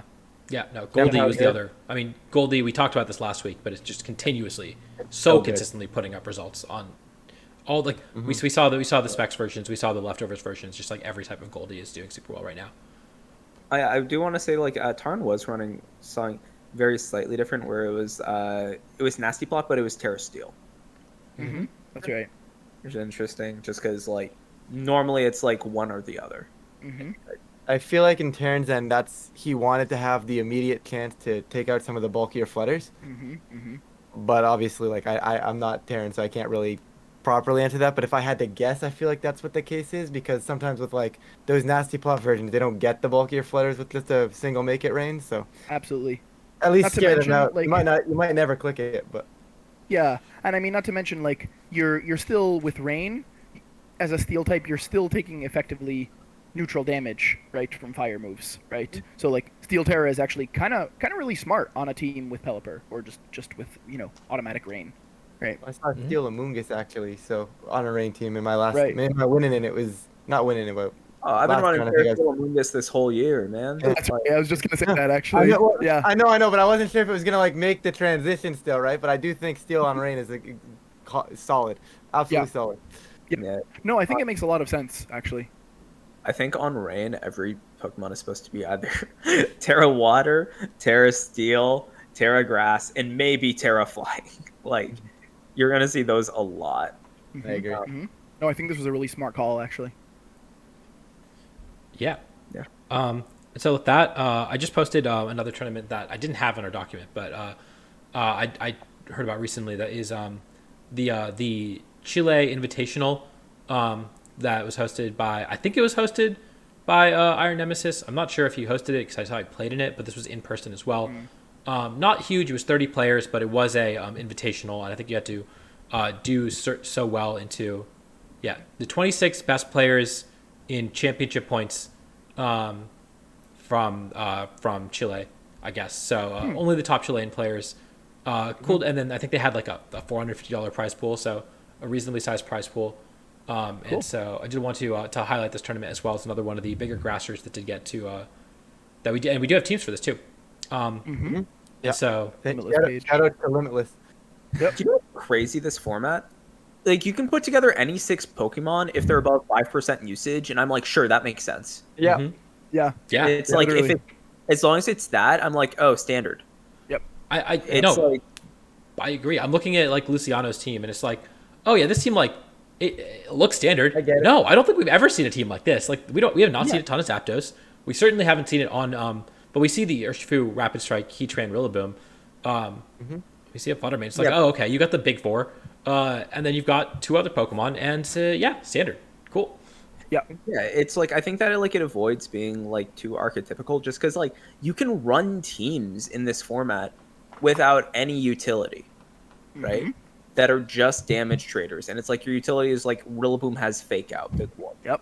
And like I don't know, it's just really different than what we've seen before. And it's like, even going back to like 2022, right? Like those were teams that were like very centered around like the restricted duos, right? And obviously for restricted duos, there's like optimal things to run there. And it's like, we haven't seen a format like this formless or like in a while. That's a good point. Mhm. Yeah, definitely an interesting team here as well. Yeah, I don't want to go too into depth about all the teams here because it was a relatively small local, but Luciano's team that won. I'm looking at the Rillaboom, and this is not a Rillaboom we've seen before, where it's got Meadow Plate. It's Meadow Plate instead of Assault Vest, and it doesn't have Woodhammer. It's just got Drum Beating because it's only Grass Just move. drum beating.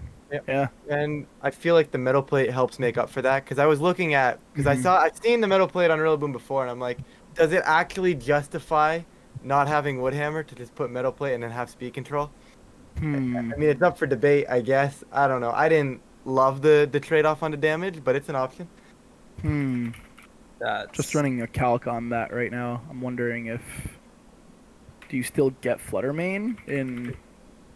If I remember correctly, you can miss if they're bulkier. If they're but I don't- super I- bulky, you yeah. can miss it. But actually, in grassy terrain with metal plate, you're Yeah, a lot usually of the getting time you there can get it, on yeah. like the standard Fluttermanes with drum beating. I guess that makes sense. Yeah. Yeah. That's cool, especially if your Assault Vest is already taken, which it is on this team, on Landorus. Kind of makes sense. Yeah, it's either that or like Grassy Seed, but this lets you actually switch in and out, which is Right. nice. Yeah. Right. I Yep. think one data point we have from this is like Javier Valdez, obviously a very strong player, but he did go 0-3 drop, and I think it's a good lesson to maybe not use Toxicroak for a graph. Is that what he was using? I am Yeah. curious if he Oh, was organizing the tournament and wasn't able to play, but signed up anyways. I'm not sure. Maybe he did go 0-3 drop. I don't know. Oh. Yeah, he was running a fascinating team. Cheap bundle with Dango, Toxicroak for a giraffe. Air Balloon for a giraffe. Okay. So Okay. what we know is that air balloon for a graph is bad. Cool, we can move on. Yeah. Looking at the metagame tab from this tournament, even though Adi, as you said, kind of take it with a grain of salt, being a relatively smaller local, but still we're seeing consistent trends with the other tournaments as well. We're seeing Dango with a high usage rate and a high win rate. Obviously, we're seeing like Flutter and Urshi with high win rates. Rillaboom, high usage, high win rate. Yeah. I take back everything I said about this tournament. Do not pay attention to the results. There was one Amoonguss in 30 players. Just ignore it. It's not worth it. One That's Amoonguss. crazy. Okay, there was one Amoonguss, and Goldengo and Heatran still had crazy high win rates. Yes. Yeah. Yeah. Mhm. True. That's true. Those guys are crazy. That's actually wild. One Amoonguss. That's not something I thought I'd ever hear. Why were there more Mousehold than Amoonguss? And actually, just like with the European tournament, we see a huge rise in Rillaboom usage. Yeah. Is that a Glacier? Sorry, I'm done. I'm done looking at the team. Okay. Yeah.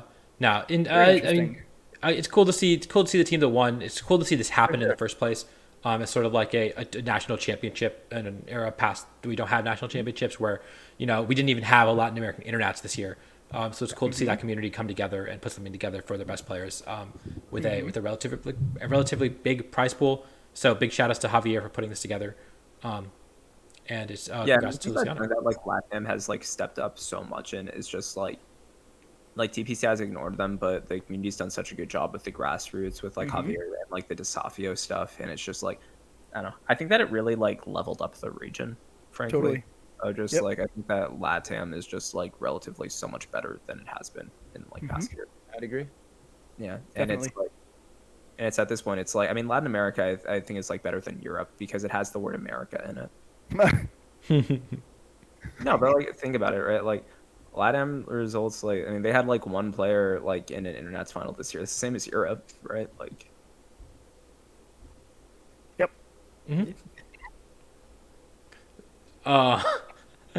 And with that, let's talk about the last tour that I wanted to talk about, which is another relatively big tournament. I think that it was Nino Pokebros 71, which I straight up did not hear about. We did not talk about this on stream last time. Did not hear about this at all, but just had like 150 people or something on a Friday night. And so also a lot of data here. Won by Kazuki, running, again, the most boring team in the format, which is Bear Stuff. I think it does have a flex spot. We don't always see a Landorus on the team, but yeah, I go 12-1 too, so just a very, very dominant performance. Yep. But the real spice is the team that got second place. Do y'all want to talk? Oh. Yeah. Wow. Scope lens Gallade. Okay. I don't know. I played this team on ladder, guys. I mean, I'm gonna let you guys. The three of you are way better at analyzing things than I am because I don't understand what's happening here. It's like, yeah, Facade Brick Break Ursaluna, also very fascinating. No Normal water Terra. type move Iron Bundle, also very interesting. Right. I mean, Yes. I think this is one of those teams where like there's so much going on that like you kind of just will end up missing a detail. Right. Or like it's one of those things where like in team preview you just don't even know What you're like what supposed to do. exactly what Yeah. they're gonna do, right? Or like maybe you just don't know your Gallade calcs or something like Yeah. that, right? Like Very possible. Like, I mean, obviously it's put together well. They went what 12-2 or 11-2 with it. So obviously it's put together well, right? So yeah. And notably, Yeah. this was best of one Swiss, best of three top cut. So Oh, I was think it? that Okay, a fair team enough. like this, where like you said, you never seen anything like it, you don't know what they're trying to do. Maybe they have like again like Icy Wind bundle maybe indicates they have some interesting speed EVs on some of their Pokemon. Like Max Speed or Saluna. I'd love Like to see that. it would not shock me to see Max Speed or Saluna on a team like this. You don't even need to be max speed to outspeed things after a Yeah, couple just icy enough speed to do things with the Yeah. Icy Wind. Yeah. You only need a little bit of speed investment to outspeed things like Chi-Yu after 2 icy wins. And so if you look at a team like this and you're like, oh, I know my Ursaluna matchup, and then you bring your standard Mons into Cress Ursa, and you get farmed by like the Gallade or the bundle or whatever, like I wouldn't surprise me. But then, I mean, obviously winning a bunch of games in Top Cut is still very impressive. They did win 3 games in Top Cut against some very notable players. They beat Taran and his Rain team. They beat Art Card. They beat Big Mike. Like good players. Wow. So Okay. yeah, they had a run. Very cool. Pretty strong team. performance. Yeah, Yeah. really cool. Really cool. But yeah, we see Taran using the same team in top 4. It's just playing back-to-back tournaments this weekend. Yep. We see Olsen Matt, I think, also got top 4 at the last Also. tournament with the same team. Yep. So Same exact team. Same team, same spot. all right, maybe Yep. we shouldn't have talked about this. It's a lot of familiar faces, but the top 2 teams or the second place team is very cool. I did definitely have to bring that one up. Yeah. Cleaver in 7th is interesting. Like I feel like everybody at the beginning of the format was like, "Oh my goodness, Cleaver! It's the Shenpao D9 answer we all needed," and then it just did nothing. So it's kind of cool to see it do something here, but I don't know if that's really. Well, that's something is Anything apparently for it. Click Swords Dance. They are Right. full committed. Excuse me, what? Yeah, it's got a Swords that's Dance. I did Okay. not. All right, pretty cool. That's cool. That's really cool. That's cool. Yeah. All right, I'm gonna hop over to the metagame tab, see if there's anything especially notable here. I mean, Same trends we've been seeing. same trends. Pelipper is actually the highest win rate mon. That's over 5 uses, and then Eliki Let's is right. fly. Eliki is right behind it with 7 uses, and so Eliki is actually a Pokemon I've seen a lot more of on ladder, which is a little surprising. It was a Pokemon that I think everyone left for dead early on, but now we see it. Only 1 in top cut, but still overall relatively high win rate mon. I feel like with everybody going like Terra Water now just to get around to Urshifu, like you force a Terra Water, then all of a sudden Lucky just kills you. So maybe it's finding its uses that way. I mean, I think that like the issue with Alecki, like we were thinking in the beginning of the format, was what's the point? It's not the fastest thing because of Iron Bundle, right? But then Yeah. like we were started to see like Iron Bundle usage die down. Right. Right. So then it's like the only speed control you really have to deal with is like Tailwind. like Speed Booster, Tailwind, and like Speed Booster Flutter faster than it, but unless it's running Icy Wind, it's not going to like you can still like get your Electro Web off and make your partner like faster. Totally. So, like I think like that's it, or it's just like the meta trends make it so that Regilucky can actually be the very effective speed control mon. Absolutely. Yeah. With I mean- bundle stocks down, Alecki stocks Yep. are up for sure. I definitely don't think it's a bad Pokemon. I just don't think it's the same like I'm gonna walk in and kill you mon that it was before. But I do think there's usage for it. I mean, it has Iron- very limited offensive kind of potential, right? Also, if Rain is picking up in usage, that makes it I think a lot better. This is Choice Scarf, so even if they're clicking like Tailwind in Rain buttons, it's still gonna outspeed them. This is the one that made Yep. top cut. Everything's Terra watering in this format, and so in your team where like you're probably trying to do Chi-Yu stuff, you know, if they're you look at their team sheet, they say, oh, their response to my Specs Heat Wave is Terra watering. Eliki kind of cleans up for that as well. This team has triple choice. Jeez, okay. This team is all full send, but yeah, no, I mean Eliki definitely is a Pokemon that I think I've seeing more usage and is actually kind of spooky now. Definitely. And after that, in terms of win rates for high usage mons, Goldengo, the usual suspect, 56% every single time, just has a crazy win rate. Yep. Ursaluna, coming back around. I remember we were looking at it and it's like, why is this guy at 45% win rate, 40% win rate every single tournament? Now we see it. It's actually like essentially 4th in win rate. Helps that the 1st and 2nd place players both use it. But yeah, we're seeing people figure out how to use what is probably the biggest stat stick in the format.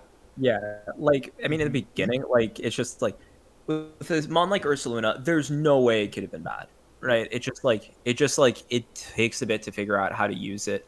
like it's not as immediately obvious as like the Tornado Shifu buttons, right? Mm-hmm. And I think Gavin, you said it earlier. It was before it was we had like it was you went in and you were gonna get trick room up. You were gonna try to sweep with the bear. But now it's those you have that extra mode on the team where it's like that fast mode, and all of a sudden, can you cover both? Right? Yeah, I don't know. I don't know what to call that, but like, I guess forcing the issue. I don't know. Yeah.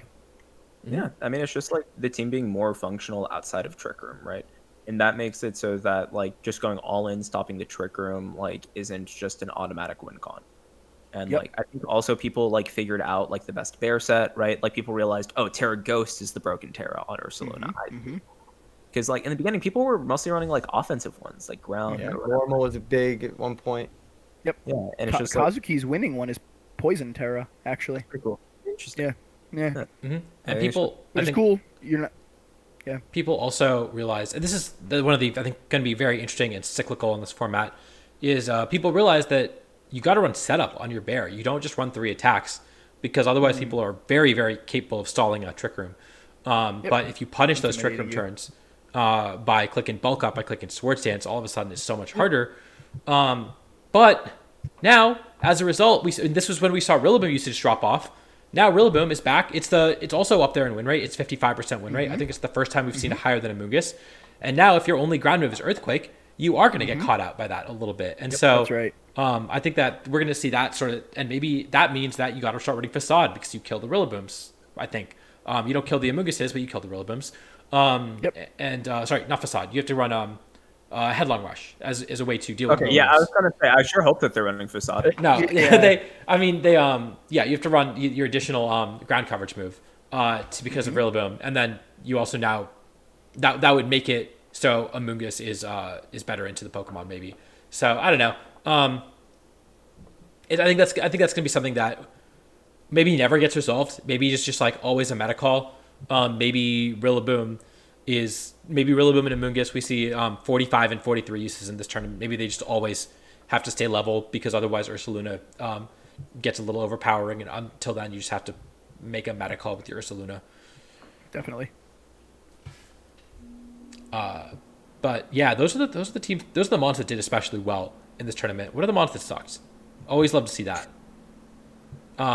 Bax, man. Oh, Bax had a crazy win rate in a bunch of these Limitless tours, and I was looking at it like, what are people doing with this mon? Why is it doing so well? And now we see it. Nope. 4 and 10, 28% win rate. That's tough. Same with Goodra. Yeah. Goodra was another one of these mons that like I think people early on in the format identified as like potentially being quite good, but it has just had a negative win rate in almost every single one of these tournaments. I think just mostly because its strategy is obviously very predictable, linear, and also very susceptible to hacks, secondary effects, crits. So like over the long run, like yes, you may pick up some games from teams that are just folding to your defense setup, but otherwise, like yeah, you're just kind of a sitting duck a lot of the time. Yeah, you've also got King Gambit down here at 35%, which is fairly low as well. Like, once again, just I don't think it loves this format just because, like, obviously Urshifu stuff. And I Yeah. think that a lot of the Pokemon that we have down here is a lot of like people haven't figured out like how to use it quite yet. I think so too. So the people who are like bringing the King Gambit in the backs, right? Maybe it's just people who are like building a new team from Reg C or something, and they're trying to like do something like that. And it's just that like no one has figured out like, oh, this is the way to break King Gambit this form. They break backs. I mean, we saw that in like Reg C, right? Like King Gambit was dead until Emilio won a regional with it, and then all of a sudden, like all of a sudden it was everywhere. like if a Pokemon has enough tools, it's probably still pretty good. It's just a matter of how to use it. Finding it.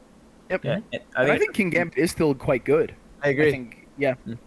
I agree. Definitely. I think it's important to remember that like these win rate and these usage stats and everything, they're descriptive. They're not predictive. Right.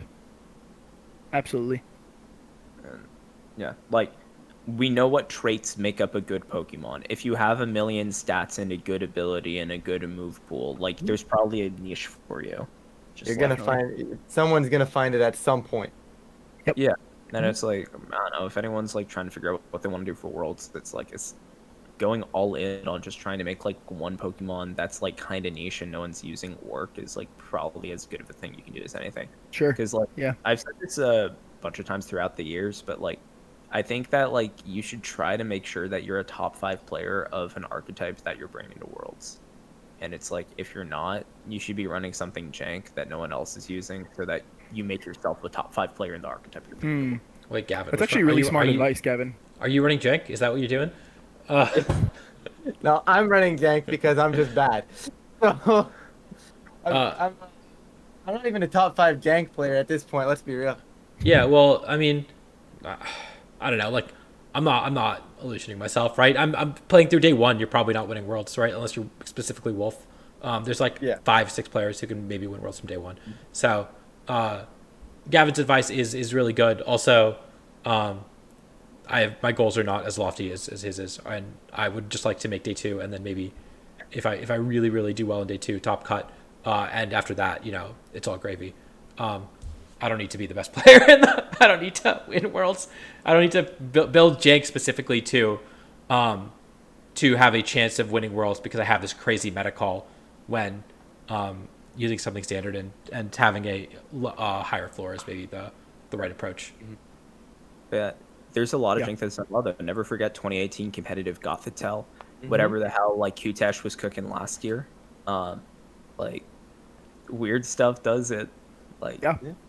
Yeah, but Well, because you Kutesh don't have your lines, they might not have theirs, so not bad. when Kutesh does it, when Jamie Boyd does it, when Cortex does it, it's like okay, they're unique, they're special, they know what they're doing. When I build jank, also, I tank my showdown rating by 200 points and give up. So it doesn't even have to be jank. Remember, like Bake like got top 4 at Worlds 19 with just his Sun Series team. Yeah, Sun Series team. It's just like you forget everything else and you're like, I like these 6 Pokemon. You just run that back. Still, it's like Just get in there with something people don't necessarily know. Either they don't know what it's gonna do, or they just don't have their lines into it. And sometimes that's enough of an edge. Definitely. and that's why I'm running Gothitelle, Fluttermane, Iron Hand, Amoonguss. I forgot the last 2 at Worlds. Okay. Yeah. okay, but you Okay. tell me that that's probably that won't be good. No, there's an Urshifu in this format. No, it's not good. Yeah. You just put your own Urshifu out of your problem solved. True. Okay. Actually, okay. We talked about some of them. Like, I feel like Goodra, Grimmsnarl, those are the 2 mons that consistently have awful win rates in these tours. I don't think that they That's are. just because like bad players love them. It's like catnip. That's true. That's true. It's No, like, oh my god, I can click Iron Defense Body Press. Yeah. Oh, Goodra. Okay. Yep. Goodra had this problem last generation too, where it was we'd look at like the difference in difference in usage from like high ladder to low ladder on Pokemon Showdown, and Goodra was consistently the like most used Pokemon on low ladder, other than like Whimsicott, that never was used in high ladder because no one would ever get there. But like it wasn't inherently bad, just bad players loved it. And I was partially responsible for that because I was the first person to do well with like a comfy Goodra. But like prove that like if you're good, you can still use these mods and still do well. We saw in Pokebros, Goodra had like an awful win rate, but it got second place with the Rain team that used it. I think it got second, maybe top 4. Got top 4 with the Rain team that used it, the Devin's team. And so yeah, definitely still very capable for good players to pilot. But Rajan, please stop building around Goodra. That's my one plea.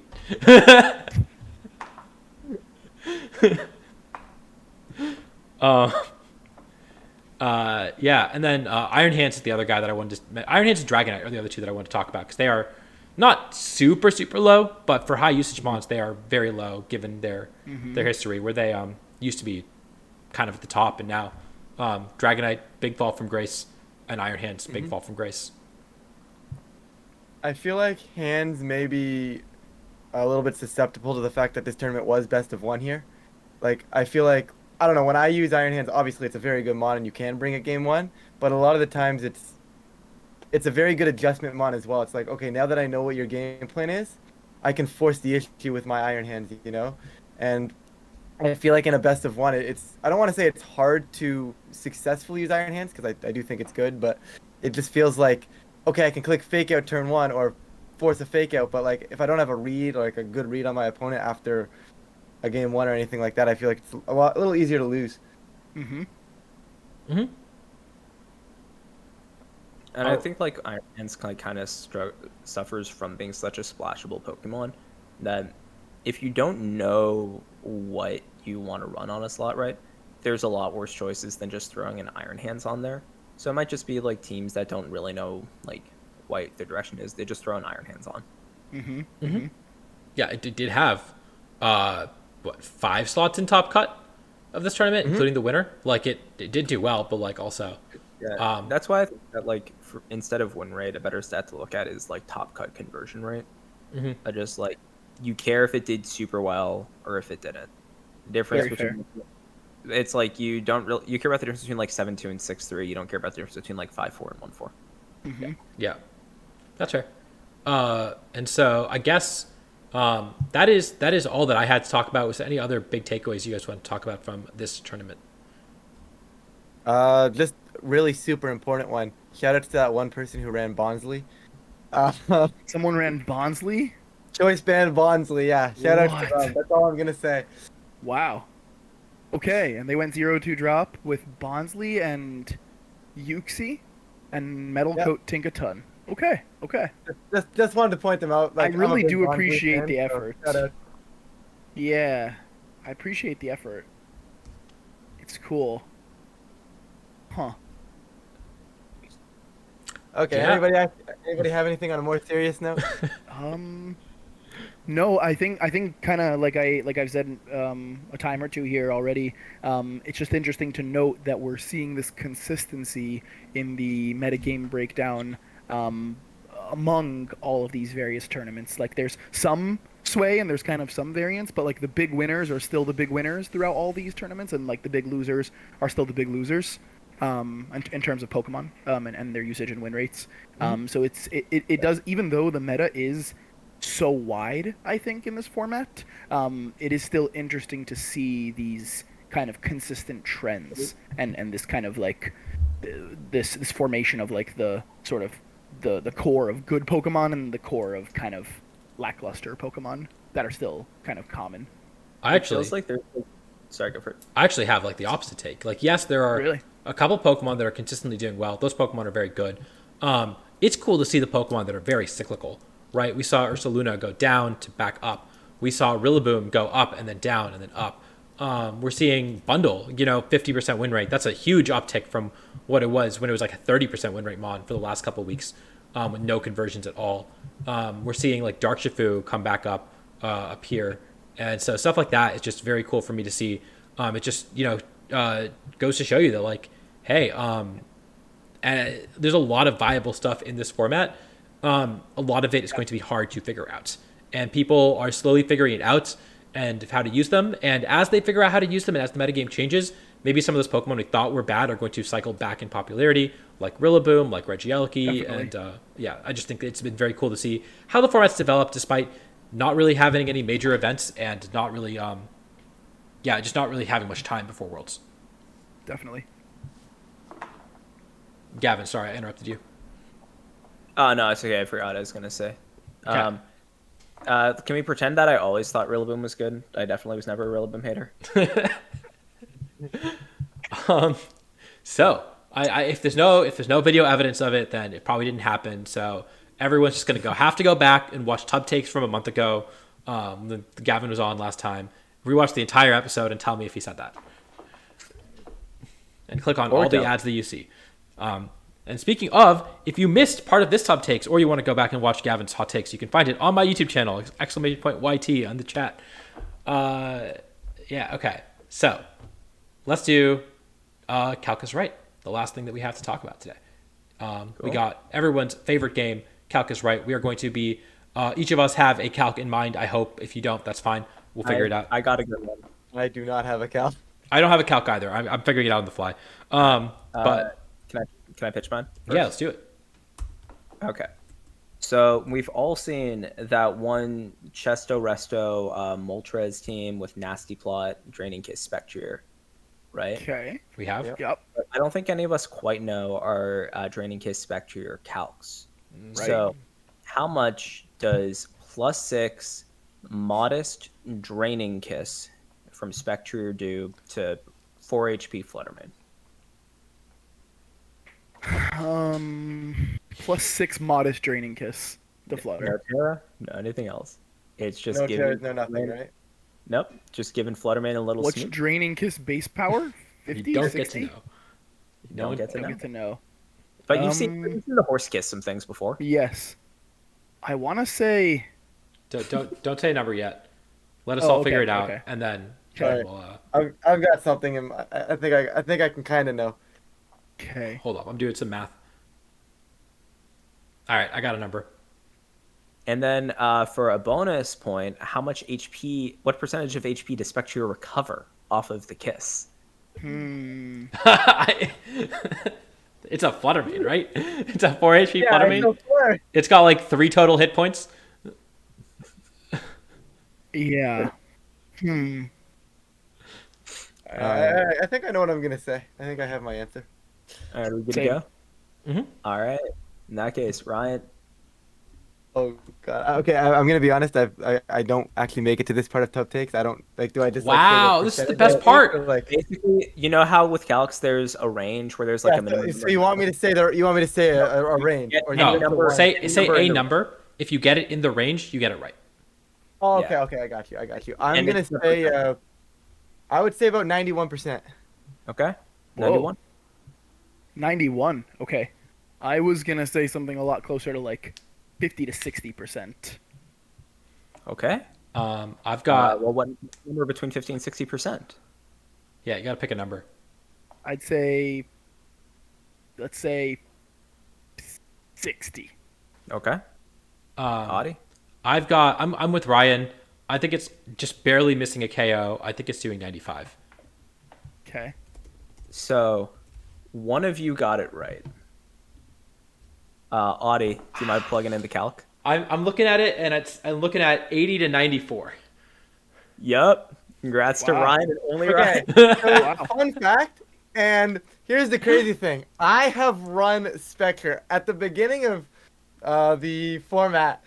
I didn't run the draining kiss stuff, okay? But at the beginning of the format, I was like, you know what? No, Spectre is the sauce. This is gonna be my Pokemon that I'm taking to Worlds. This is my pick, okay? Fun fact, it's the highest special attack in the format right now. That's in case right. anybody was wondering. Wow, But- Thunderous Therian, right there. It's I Oh, spent true, a lot true. of time knowing what Spectre does, and I guess it kind of just worked. I don't know. I was my back of the envelope mouth was like, okay, Shadow Ball just barely misses the KO, and plus 6 is just the same as the difference between Shadow Ball damage and Draining Kiss damage. So That's true. Okay. That's true. Yeah, close but no donut. but not quite there. Yeah. All right. All right. Anyone else? Yotam, you've been yelling out calcs all day. Surely you have one that you saved. So am I supposed to just like throw out like an obscure calc, basically? Yeah. Whatever you think is fun. Okay. Here's another Fluttermane on the defense calc. So I recently fought this in a tournament. It was Terra Ice, Never Melt Ice, Blizzard from Articuno onto Flutter. Into what's the EV spread on Flutter? Just 4 HP. And let's say the Articuno's modest. Sure. Let's say bulkless Flutter. Yeah. Oh god, Bulkless Flutter, Terra Ice, Never Melt Ice, Blizzard. Yeah. And there's a partner, right? Yeah. Let's say double target. Yeah. Sure. I Okay. got my number. I've got my number. Okay. I think I got my number. Okay. All right. Then All right. call on people in any order. Go ahead, Gavin. Start. I was thinking 70. Okay. Okay. Ryan. I was my head said 68 to 70. I'll say 68 just because Gavin said 70. Okay, Okay. we're all in the same range. I had 65. Okay. Crazy if this one shots. There's no shot right, at one I'm shot. pulling it There's up. no way. No. We got Does Max, one Modest, shot? Terra, Ice, Blizzard Mm-hmm. from Articuno is doing. Is it 59 to 72? Is what I'm seeing. I'm seeing roughly the same. Yep. All right. all- Sorry, we're all 59, right. 59 to 70.2, which means we all got it right. So we're all just right. Yep. That's crazy. We all know our Articuno calcs. We've all gotten them There you down. go. I'm not sure if that's a good thing, but hey. Yeah. I think that's the first time I've gotten a calc on this show. That one was too easy. Addy, I'll let you go next. I have no clue what I'm gonna give for this. So, All right. I've got one that's very topical given all the stuff that we talked about today. We got scope lens, sharpness, Gallade with max attack, adamant, clicking sacred sword Right. into, let's say a and I don't know what EV spreads Gudras have. Let's go ahead and say 4 HP, 4 defense, Terra Fairy, Gudra. and So it's it's so you Sacred said Sword and scope Terra lens. Fairy. Is it a crit or not? Oh, It's you a can't crit. Sorry, the it's a Gudra. crit. It's a crit. It's a crit. It's a crit. They're Well, sap you zipper. can't crit the okay, they're sap zipper. They're sap Okay. zipper. Yeah, they have Sap Zipper. They were scared of Amogus. And you So said this is Terra Fairy and it's Yeah. Let me. It's It's Terra What Fairy is it Gudra, called? 4 What HP, 4 is- defense, what is- because I don't know what Gudra's running. right on a crit. Okay. So let me think about this for a second. Take your time. Yeah, I had okay. So do 60. Then you give her that. That's 40.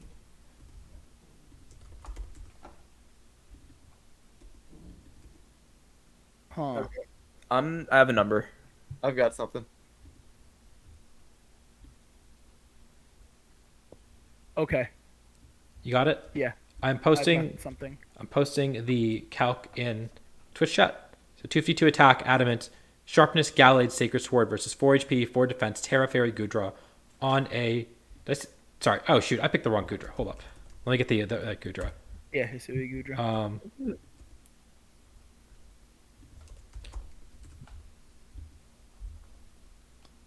All right. Let's go start with Gavin. I think it'll do 35%. Ryan. I was actually gonna go on to higher end because I think I don't know. I believe in Gallade. I guess I don't know. I was gonna say 48ish. All right. Wow. Yotam. I was actually gonna go on the lower end. I was gonna say like 30%. Really? Yeah. Okay. Again, max attack, adamant, sharpness, Gallade, sacred sword, critical hit. On It a might be crit. 40. It might Okay. be Maybe it's crit, like yeah. maybe it's like 35 or 40. I honestly, if you said over half to me, I wouldn't even be surprised. Yeah. It is doing. I'm gonna take my number back to 40. I think it's 40. Y'all are. Can I go to 73? 73. Sure. Y'all are all way off. It is doing 58.9 to 69.2. Shit. That's a ton. That honestly, I'm not surprised. That's actually Right wild. now, maybe it's my fault for believing in Gudra, but Wow. Oh, it's because Audie gave a fake EV spread. I did give a Also fake EV true. spread. I did make it very clear about the fake EV spread, though. you did say 4-4, so I don't know my 4-4 Gudra calcs. I did not know. I did not have a Gudra EV spread off the top of my head. What's the calc if it's max FizDef? But max VizDef is doing 35 to 42, or 36 to 42. Okay. They're Okay, closer. that's all right. But I did not say max VizDef. You did specify 4-4. Yeah. I think I've just only played max FizDef. I think that's my... yeah. 4-4 is Play very much safe, but, Gallade. Y'all just don't believe in Gallade. Gallade hits hard. Gallade's kind of good. Gallade hits like Okay, hard. who raise your hand if you've top cut worlds with Gallade in this call? Raise your hand if you top cut worlds.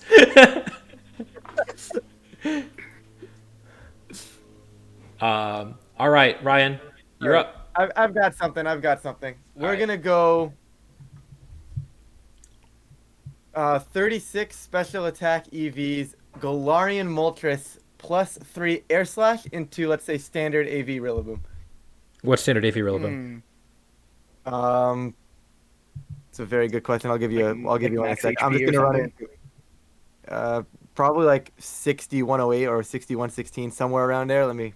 Let's see what this says. Assault vest set. This has 252-124. I think that's incredibly high, but we'll just go with that then for the sake of the fact that it's already in the calc. Okay. So one more time, it is +3 air slash from a Galarian +3. Moltres with 36 special attack EVs going into a standardish 252-124 AV Rillaboom. That's just like, yeah, okay, I have my number. I have my number. Air slash Okay. is such a bad move, man. It is hard to figure out these calcs. I got a number. You got a number? Yep. All right. Addy, go first. I think air slash sucks. I think it is due. I think hurricane probably Okos, and therefore air slash is doing like a little over half of that, and therefore doing like 65. Okay. Whoa. Gavin? I think it is going to do 70. Okay. Yotam? I think 80. I mean, it is +3, right? Mm-hmm. It is +3. I'm gonna say nobody got it right. All right, let's see Is it. it just getting there? Moltres Galar, 36 special attack, modest, +3 with air slash is doing 88 to 104. I was Yeah, gonna what? say, yeah. 88 to 104. My initial guess was like when I first muttered what I did earlier. I was gonna say, doesn't it just get there? Like, No, doesn't it just KO? doesn't. Yeah, no. This is like I realized this the other day because I was like sadly looking at Moltres Galar calcs and I was like, how does this not kill? Oh, Yeah. I believed in Rillaboom way more than I should, I guess. Jeez. Yeah. I forgot that hurricane is 110. I thought it was 120 when I was doing my math. Not that it really mattered. I was very far off. Yeah. But oh yeah, like air slash is such a weak move. I'm not surprised it didn't kill. Air slash is bad. And it's a base 100 special attack. This thing does no damage. I thought it'd be. Right. I'm looking at I these see numbers no and I'm damage. surprised it's doing this much. Yeah. Really? Yeah. I don't know. I don't know. I see +3 super effective, and I'm like, yeah, that should be killing. I'm seeing a base 100 special attack, base 75 power move. I'm thinking this is doing no damage. Fair. Checks out. Checks out. Dang. Okay. All right. Well, that is going to wrap it up from us. Thank you all for tuning in. Go check out Ryan's stream. Ryan, how do you do shout outs on Twitch? Is it SO? I don't know. I let my mods do that. All right. My underpaid mods. That it? No, we're gonna get there eventually. I think you can straight up type /shoutout. So shout out. Are you SableyeVGC? Is that what it is? I am, yes, just straight up. Okay. Thankfully, it's not a very common username. All right. Go follow Ryan. 11. And tell me what he's using at Worlds so that I don't have to watch his streams. You think I would stream with the team I'm using it for? Yes. Yeah, as we discussed earlier, I'm hiding in plain sight, right, Gavin? Who would believe it? You know. No one believes it. But yeah, we're gonna throw you over to Master Mark. Yeah, any final words or shout outs, you guys? No, I just want to say thank you guys for having me on. I really had a good time here. Yeah, I was literally just gonna say the exact same thing. Thanks so much for having me. It was a lot of fun. Appreciate you guys. Thanks again, guys. I'm still not sure why it's called Tub Ticks. Oh, Gibbs, let's go.